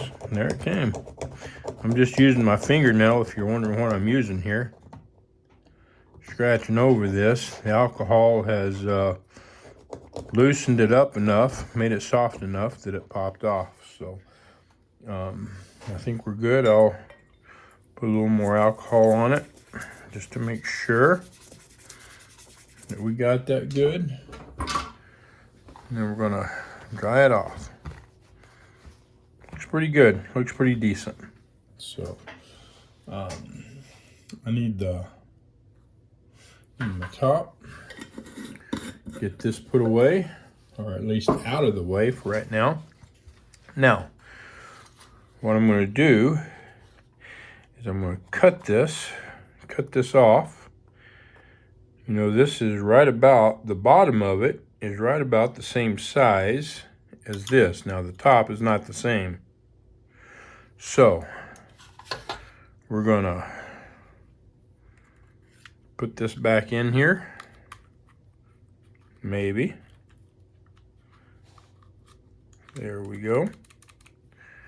Okay, now I'm going to take this carefully because you can cut your freaking fingers off with these things. They're sharp. Okay. Well,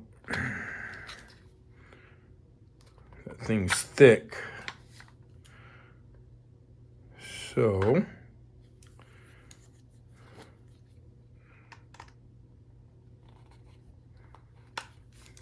I'm going to cut my fingers with it.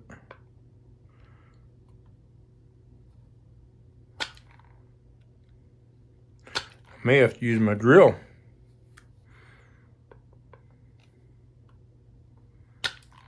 Yep, I think I'm going to. That's as much as I'm going to cut off there. All right, let's get a drill. Okay, I don't want to get too big with this hole. So I'm going to start with a drill bit that I know is too small and try to get right in the center, okay? And actually, I say I'm going to try to get right in the center. I'm going to turn it over because that's centered right there, how that caves in. So using a smaller bit, okay? I'm going to put it right in the center, just like this. And it's really sharp. I already know that. It's a brand new bit. Make sure that my finger's not over this so I don't put a hole in my finger. Okay, so now I've got a hole through it. It's absolutely centered.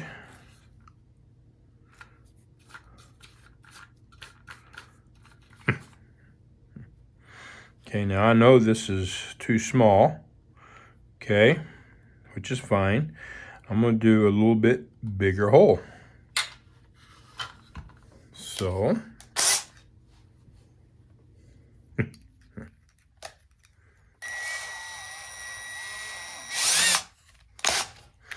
and because it worked so well, I'm just going to go from the bottom again, and we're going to go through that. Okay, so we are through, and I think it's still too small, which is okay.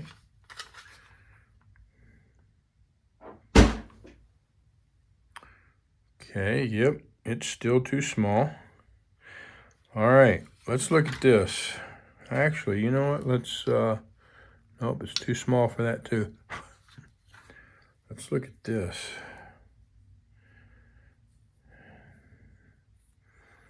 I think this one will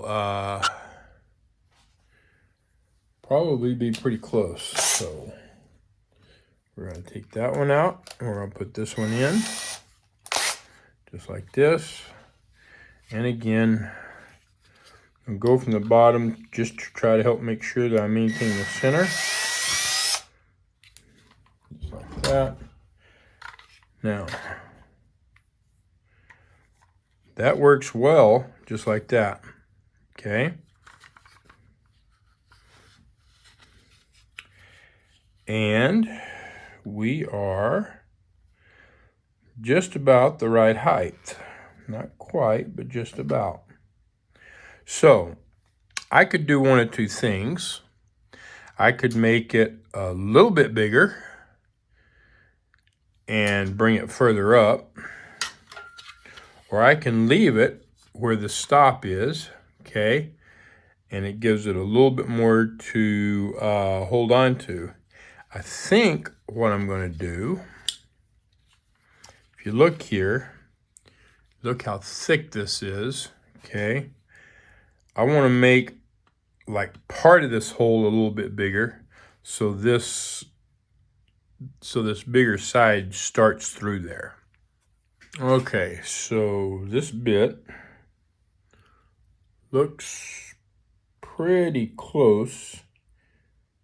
Well, I don't know, it may be a little bit big. No, I think it's pretty close. So now I absolutely don't have to do this for sure. I'm just trying to get it in there better.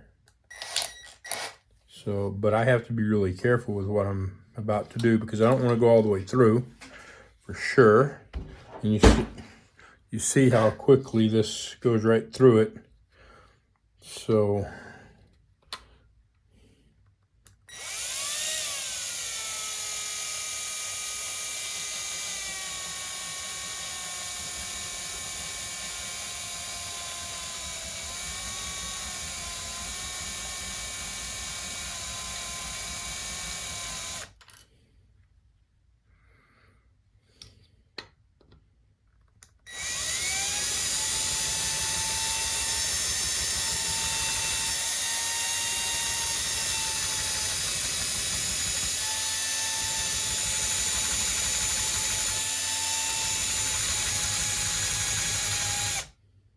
okay.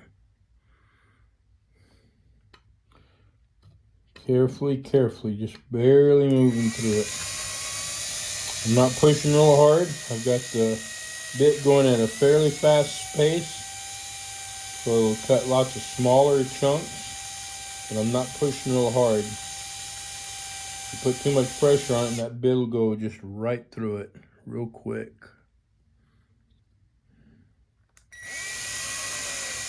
Oop, almost. Okay, let's see what we got here. All right, so that's kind of what I got right there. See what this looks like. Yeah, that bit was a good bit bigger, quite a bit bigger, but that's okay. That'll give me a good bit more to kind of hold on to there, right? Okay. Now, what I'm going to do, first thing I'm going to do is I'm going to take this glue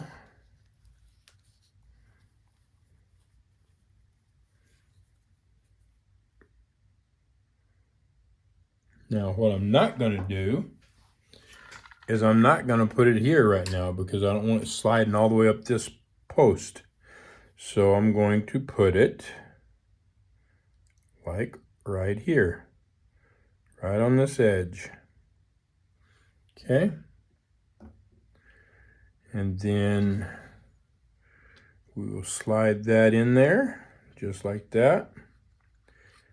Push it in tight.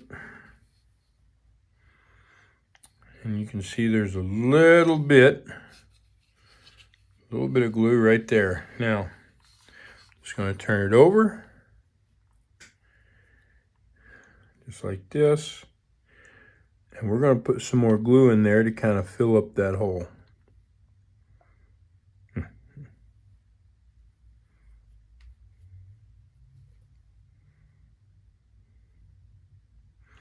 Now there's a lot of different things that I can use here, a ton.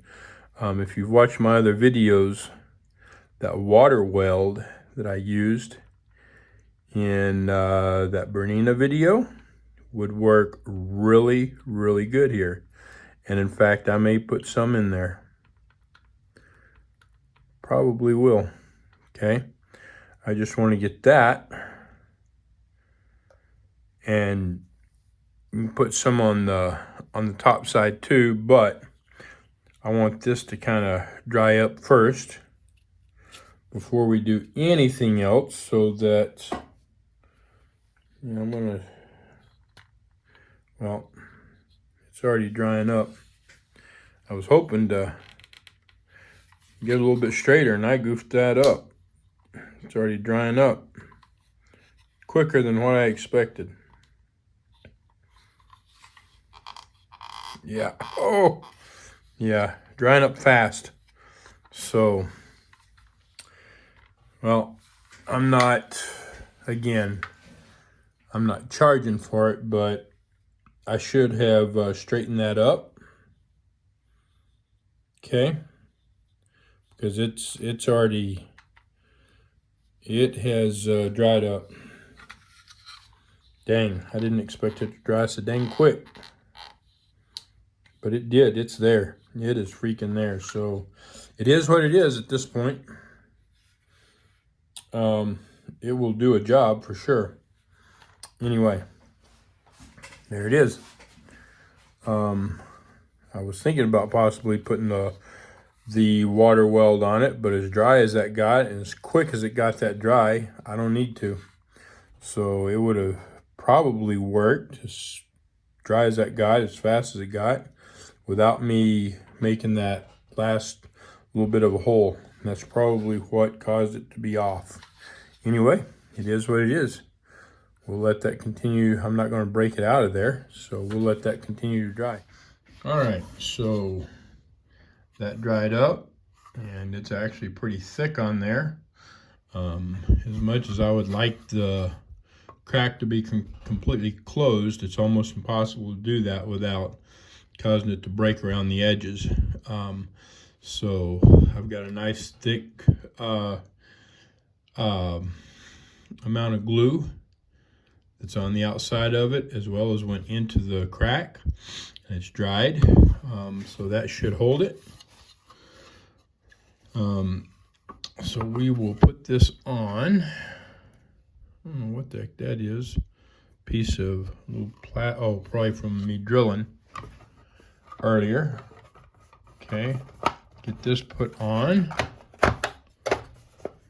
properly, just like that. Get these two screws put in right here. See if these will hold it. Look at that.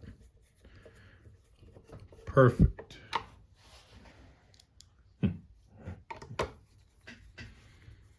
Okay, now we need to put this base back on, which means that we're going to need these 4 big heavy screws, and of course the base. Okay, and it will go just like that. What's that? That's a wire. Make sure it's out of the way. Just like that. Okay, so get well,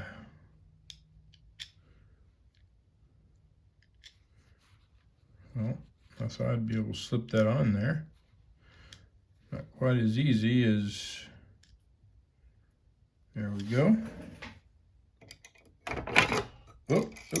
Oopsie. I'll let it slip. Try that again. Seems kind of a pain in the butt to hold where I want it. I may have to do this differently. There we go. Alright, so I want this to kind of hold itself up, so temporarily I'm going to put just a little, just slightly tighten that, not real tight. And then I'm going to put this one on this far end in here.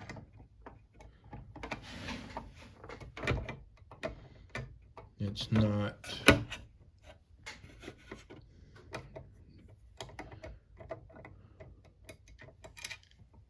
okay.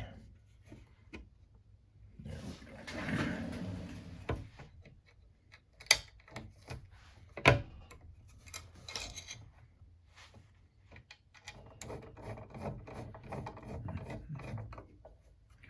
All right, there's that one. Pulled it up snug, not tight, but snug. Now, this, well, snug may be too tight. Nope, there we go. Okay.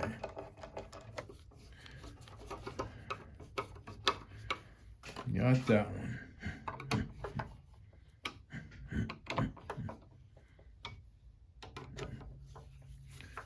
And I want to make sure these are all plenty tight.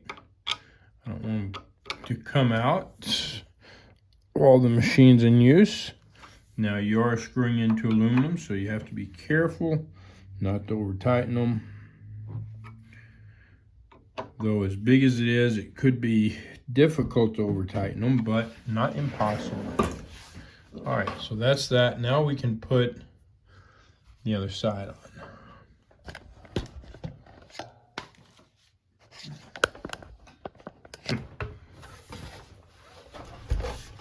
With all these danged wires. Fun. This may be where you need to refer to pictures that you've taken. Or maybe not. Depends on how good you are at this. So we have a red, and I'm doing it first because it's longer.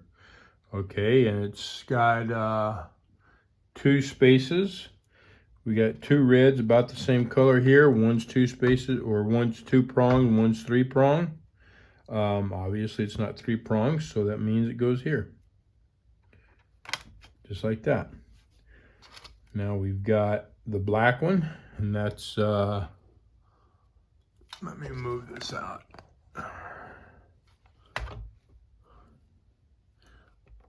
Yeah, sorry you didn't see everything that I did there. So I pointed to this one and this one. We're going to do the black now. Okay, and that's 1, 2, 3, 4, 5, 6, 7. Okay, 7 little holes. And this has got 1, 2, 3, 1, 2, 3, 4, 5, 6. So it looks like that's got 8. This one's got 1, 2, 3. Yeah, this one's got 7. So make sure that it's properly turned the right way. See the 2 pieces on the side here. It's going to turn inward where that opening is at right there. And it'll go just like that. Okay, then we've got the red. Let's see, do we have any other really long ones? We don't. Okay, so there's only one place this one can go, and it's right here. And this is where it gets really hard for y'all to see. Goes right here, right below that black. Okay, and we've got this white.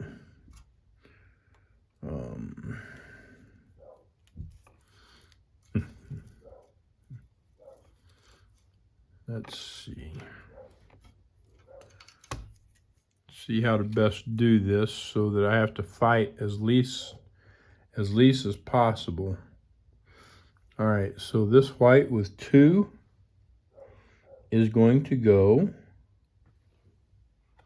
right down here because it's the only place that it can go.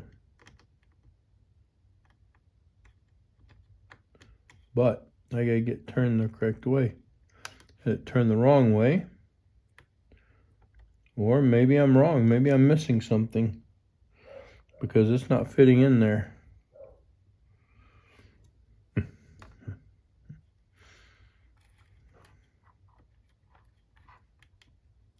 It is just not fitting.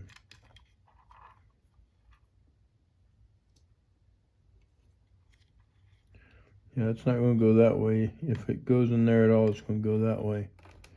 You absolutely got to make sure that they're all in there properly. Because if they're not,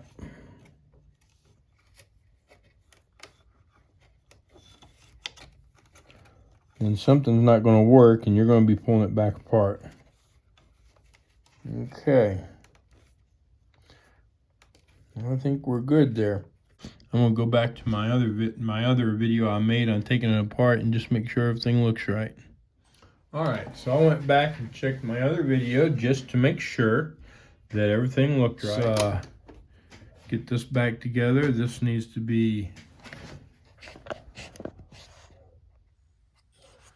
untightened a little bit.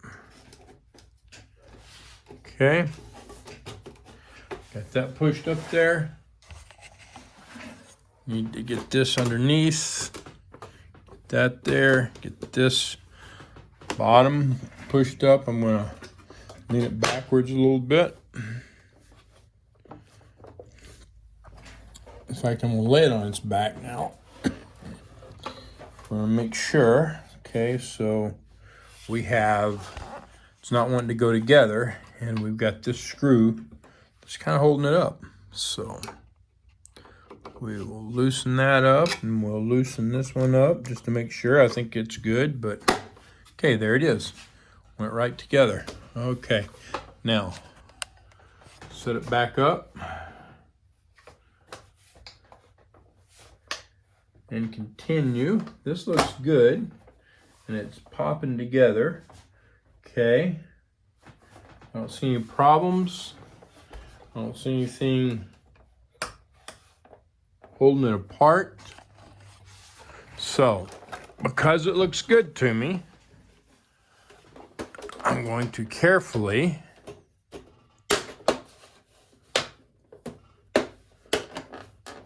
these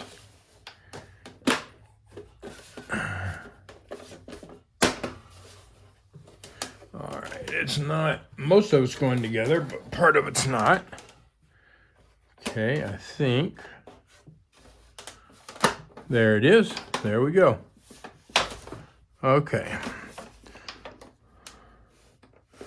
So you got to be careful putting them back together. Sometimes you give them light slaps to help them get back together, but you got to make dang sure that that there's nothing that you're going to break, that there's no big reason for it not going back together other than the plastic just being hard to get back together. Okay, now that's together. I'm going to turn it over on its back, being careful not to pull this apart because I haven't tightened it. And we are going to tighten these two screws. So, here's this one. Here's this one. Okay, well, all right. Now we're going to tighten the ones up top.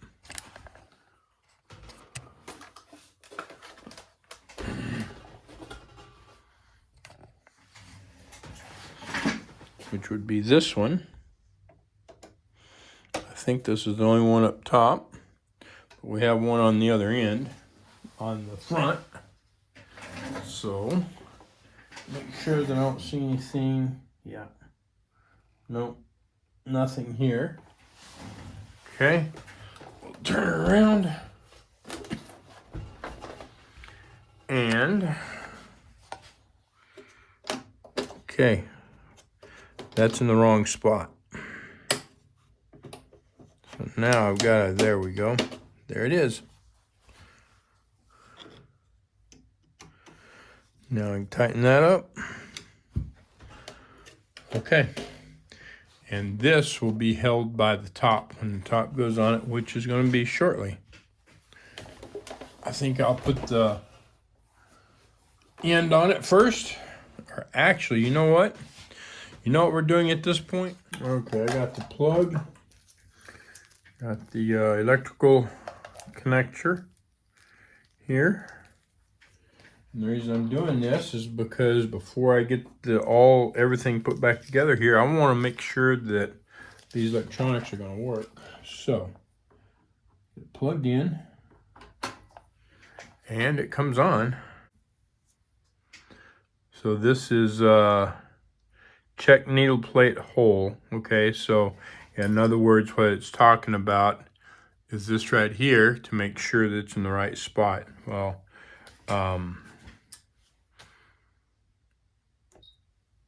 I'm just going to put ready because we don't have it on and it's not detecting it. So let's see. We'll put what's considered to be the foot down. Let's see if it goes. It doesn't go. It doesn't go. And this is the, this is the wrong, nope. This was the foot pedal that she sent me with it. And it's not the right one. So, let me see if I can find one that fits this. Actually, let's, we don't need a foot pedal. Let's see if it'll just go. Tells me my feed dogs are down.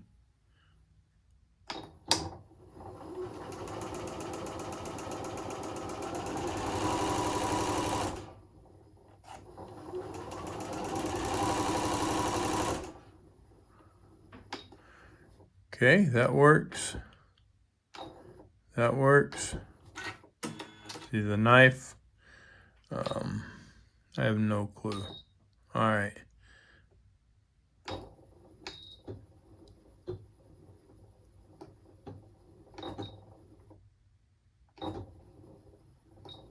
Okay, that works.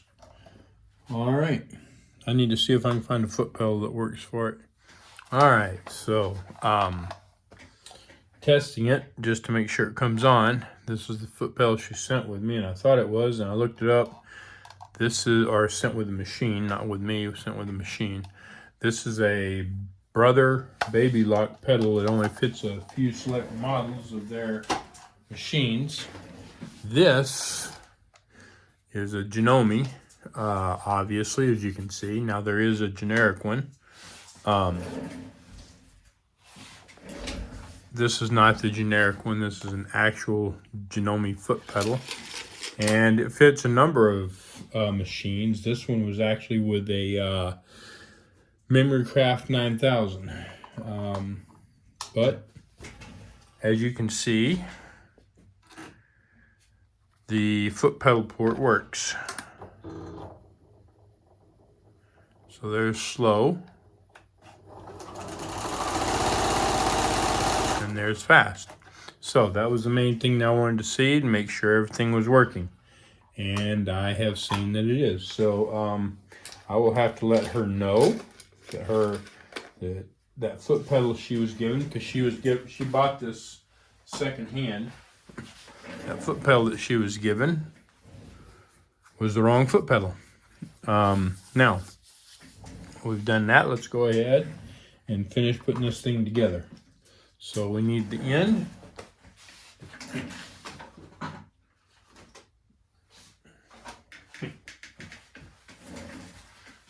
All right, I'm just gonna kind of wipe it out a little bit.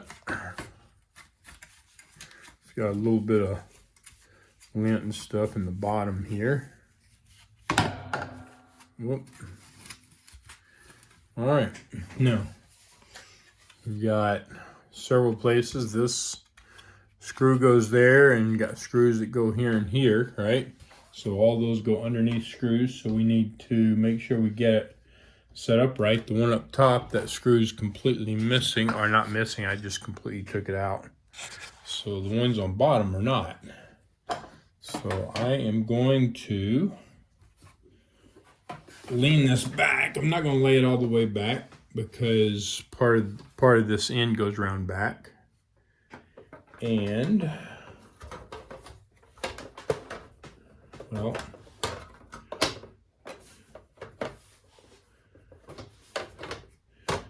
sitting on that corner, so this may not work as well as I was wanting it to. I will fold up a rag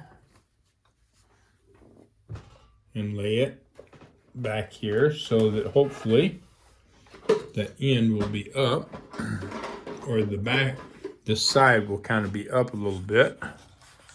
I'll move this over, straighten my towel out, and try to put it on like this. Okay.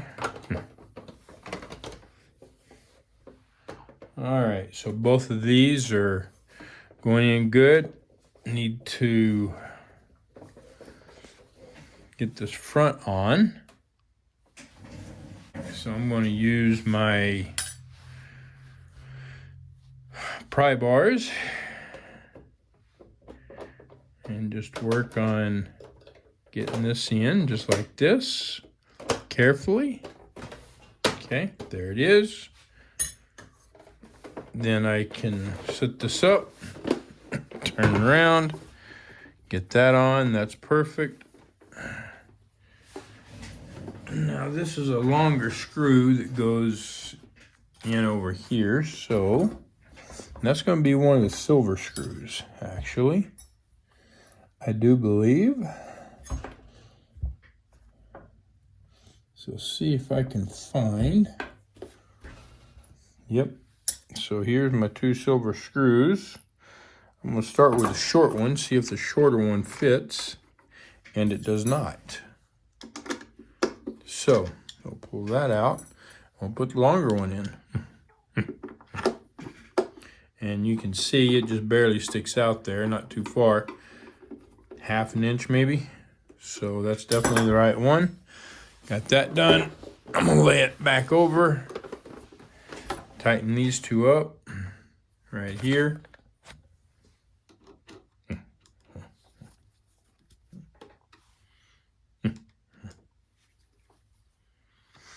Now, I've got one up top to put on, but I think,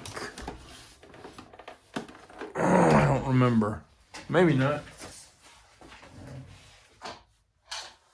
Nope. Okay.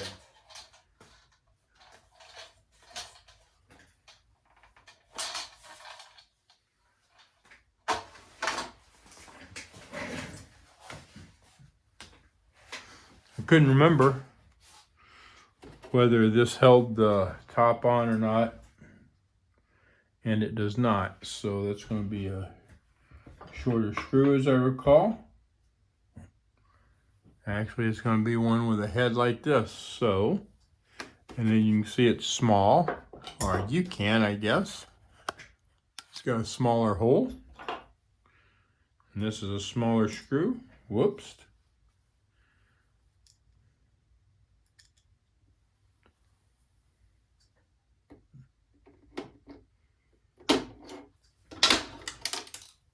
There we go.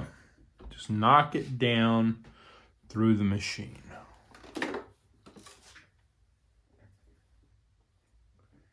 And it didn't go all the way. Don't tell me that I have to open this thing back up.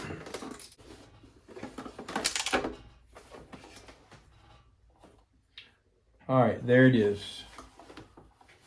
It came all the way to the bottom, right down into this hole, which I don't think you can see, but where'd it go?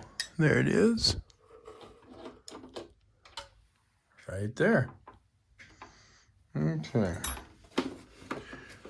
Let's try this again without knocking it into the machine.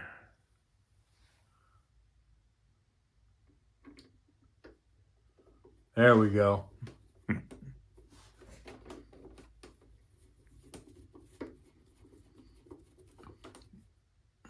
Okay, now we can do the top.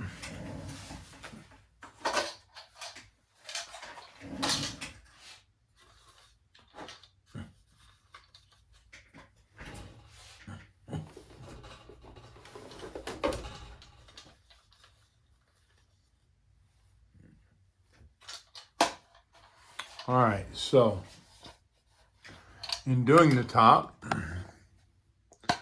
this goes on the front of here, and then you've got this piece here goes on the back. So we've got to strategically put it in there.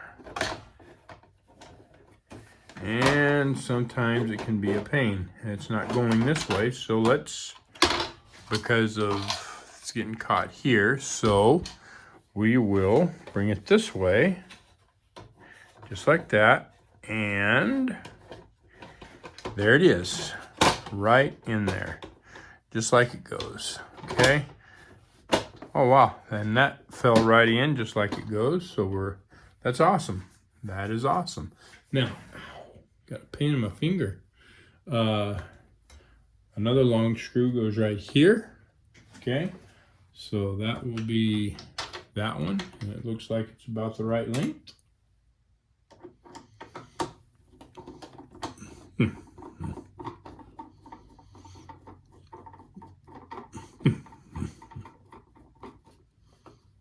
There we are. And then this really polished silver screw that I was talking about, it's a little bit longer. It goes over here in that hole. Oh, but I screwed up. Do you see what I did? Let me know. Put in the comments if you see what I did. Otherwise, you just gotta watch and see what I do.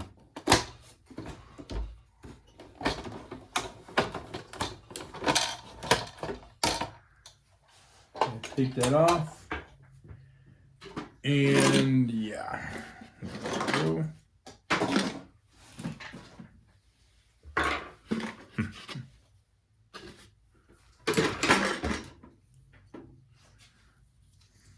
This right here.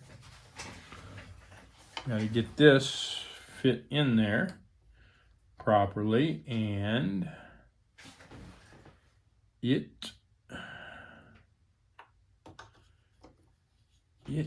something doesn't look right. Something is not right.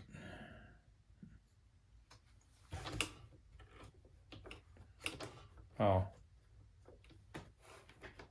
That just wasn't moving. That's all it was. Okay, so I turned it so it'd come all the way up so that I can make this fit on there like it goes. Okay. Now, on this one, it doesn't really matter exactly where you put it because it'll find its true place. Okay, so I know that sounds weird, but it will. Okay, there's that. Then let's open this. Try to get this back on here. There we go. There we are.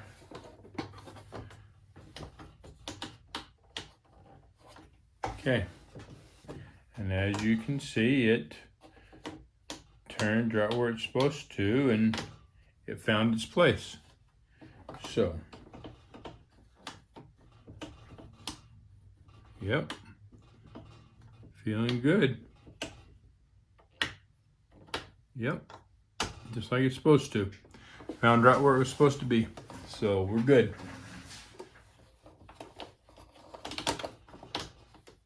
All right. Now, put this back together.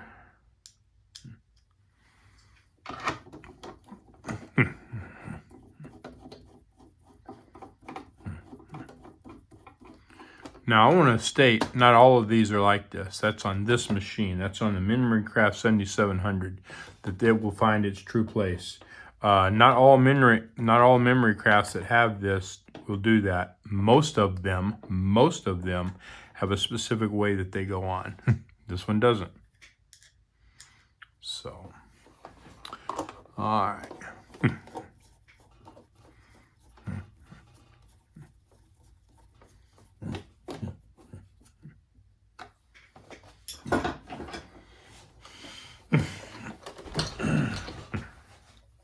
Okay, so now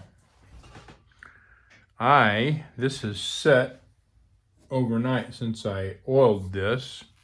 I don't have to, but I'm going to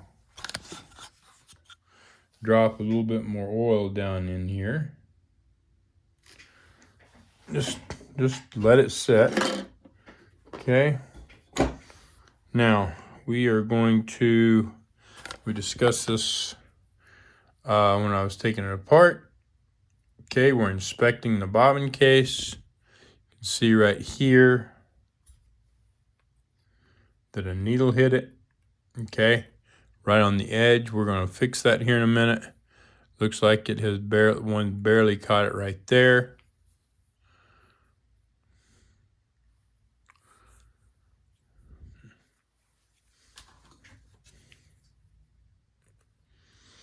And so I'm looking right around this area. I'm looking around this area, making sure I don't see anything right here that the thread can get caught on.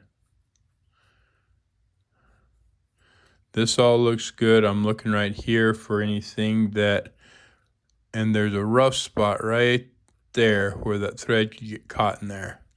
So we're going to take care of that here in a minute. I'm not really seeing anything else anywhere.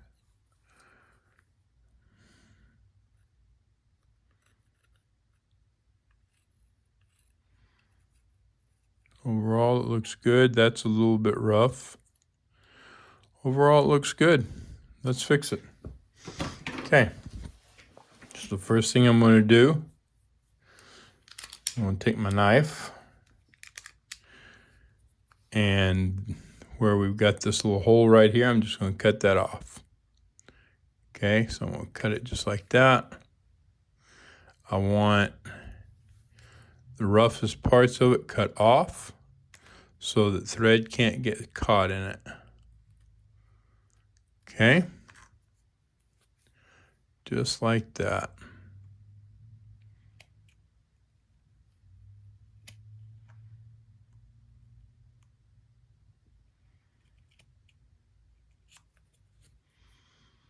Now,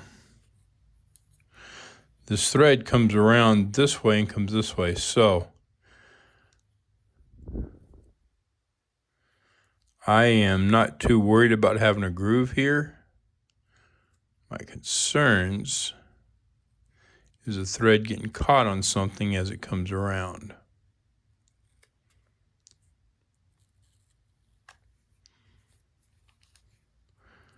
I'm going to kind of cut that out a little bit to cut the rough edges off of it.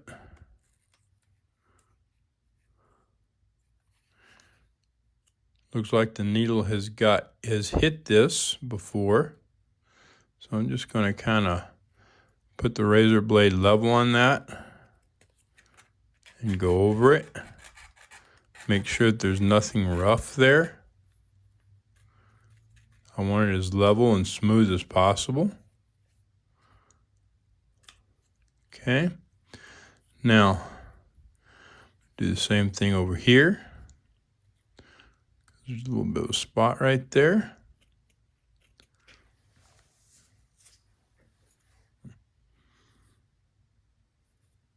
Looks good on the bottom. All right, and now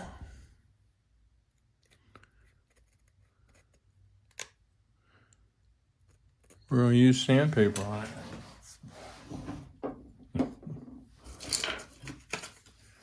I got some 3000 grit. I've already really kind of cleaned it off. Pretty good. I want this as smooth as possible.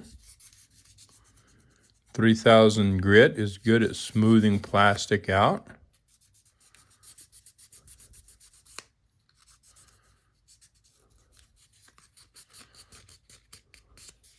Okay, it's nice and smooth. I'm going to bend it a time or two more and get right in here.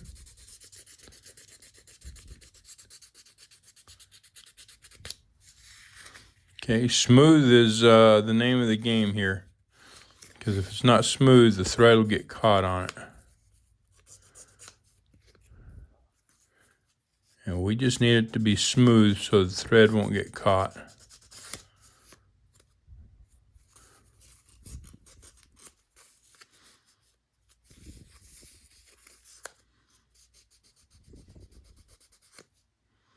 And because the thread's coming this way and coming off of it, This isn't that big a deal so long as it's smooth. And there's nothing for the thread to get caught on. Okay. If you got any questions, let me know. I'm just gonna go over that a little bit just to make sure. Okay. And then there's a rough spot there that I don't want the thread getting caught in. Sand that out. Now this 3000 grit, this is more of a polishing. If you got small blemishes and stuff, then it'll pull them out pretty quickly. It may not be the best if it's pretty rough, but a knife can really kind of clean it up if needed be, as long as you're careful and don't rip huge chunks out of it or something, you know.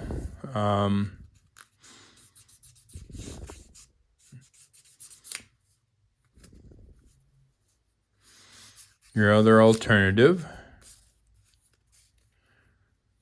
is to buy a new bobbin case.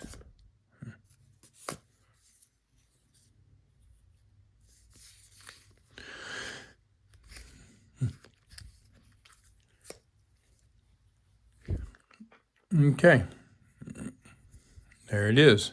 All right, now we're going to put this back in here. So,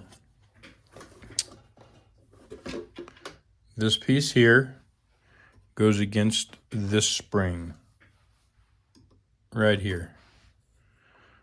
So we'll drop it in there carefully,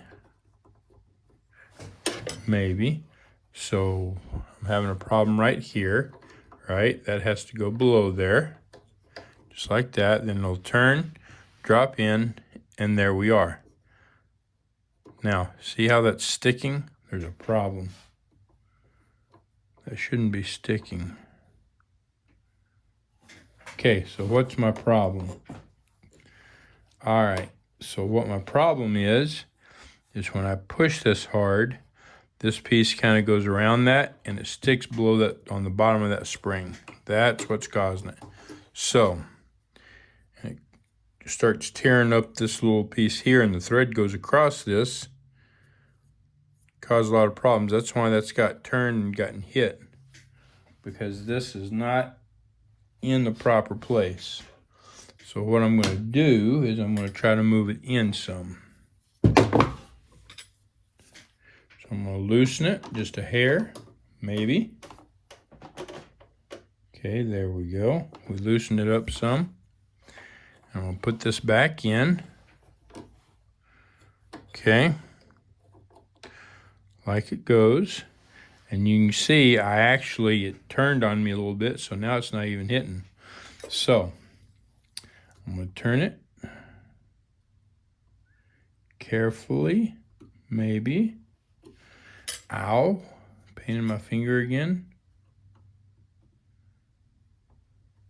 Okay, so I've got it loose enough that it will move, but it takes pressure to move it. And when you're doing stuff like this, you want this under pressure so it's hard to move. Otherwise, it just flops everywhere, and trying to set this is a real pain. So now, I don't like that. I'm going to move it a little bit more.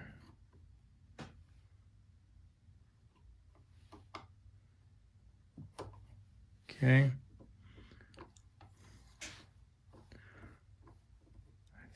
I think we're good there.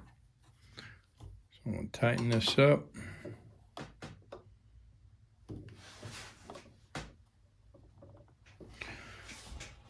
All right.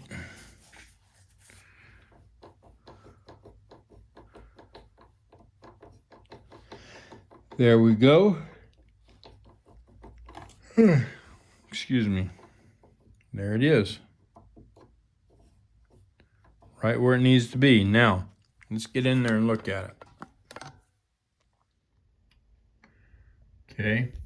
So, on the bottom of this spring, that spring kind of curves up, okay, and it's not a square, it's kind of a curve, so you lose some of the mass of the bottom of that spring. So sometimes that little plastic piece can kind of squeeze up underneath it. Okay, the whole point is that this little plastic piece hits that spring and it bounces back. So when the thread comes around here, if the thread gets caught right here, okay, that thread will pull this over and allow an opening here for it to come around. When it comes around, it pops back and it can come over here, and the thread will actually push this spring a little bit, okay, if needed be, to pop right in there and around. Does that make sense? Let me know if that doesn't make sense or if you're having a hard time understanding it. That's exactly the way that works. Very important that this does not ride up over this. This sits over the flat part in the back, but it does not ride up over this part here. Okay, it hits it just like that. And we got movement, all right? So now we got that properly put in. I need to do that. That's loose, all right. Now we're going to inspect the needle plate right here. I think we talked about it earlier. Looks like there is no damage to it, so there's nothing to fix. I'm going to put that in. And you see it's not fitting, right? Something I didn't talk about. Make sure that right in here, in between all these feed dogs, make sure it's clear of lint, okay? Make dang sure it's clear of lint. All right. And so what we've got is this little piece here that's not fitting. And I believe it's going to go right here.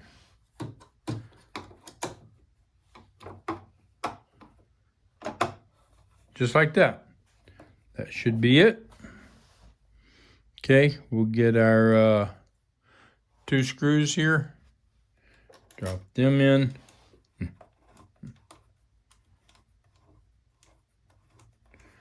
Screw them down. And we're good to go here.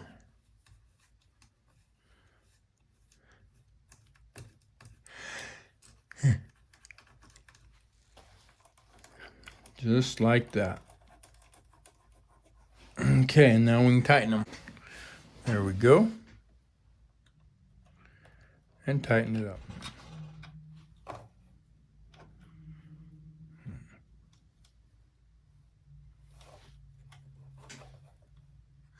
All right, now to finish this off, the bottom, this end, and the thread holder, and of course here. So we'll just lay it on its back. What was that? Oh, that was inside there. Okay. Let's make sure that we got all this tight. I tighten those. We're good, okay. So I cleaned this up earlier. Put a little glue on it because it was cracked. Put that up there. The 4 screws in it, 4 of them are metal and 4 of them are plastic. 4 of them are made to go into metal, or 2 of them are made to go into metal, 2 of them are made to go into plastic. And there's the 2 metal ones. Then we'll do the 2 plastic. Don't over tighten these. Just take them up snug and leave them and let them be. That plastic there is just a small round piece of plastic. It'll bust out. Bust out pretty quick. Okay? These here you can put a little bit of, kind of tighten them up a little bit. These, do not tighten them. Just take them up till they stop and then just, barely turn them. 1/4 of a turn at the most, at the very most. Okay? Otherwise you'll bust them out and you'll have to repair them. All right, so let's get this on. All right, so just the 2 plastic screws here.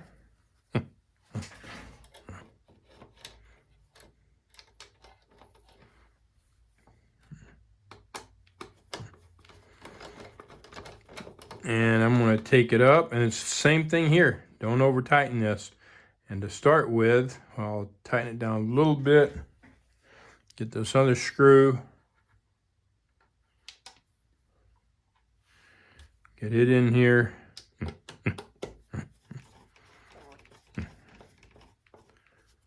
Okay, I want them just barely snug so that we can get this where it needs to go, and then carefully open it, and then put just a little bit of pressure on them, you know. Once it gets tight, maybe 1/4 of an inch, just like the other one. There we go. Okay, there it is. Now we just need to put the holder on. So pull these 2 screws back out.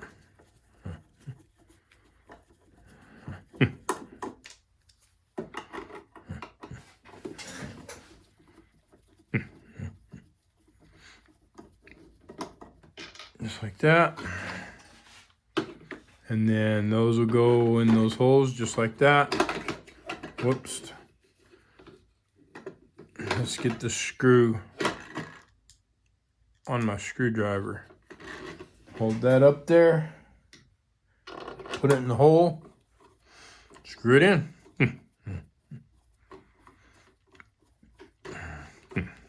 Just like that.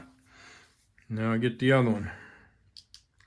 And that is going to pretty much conclude it. Okay. Oh, sorry about that. All right, I need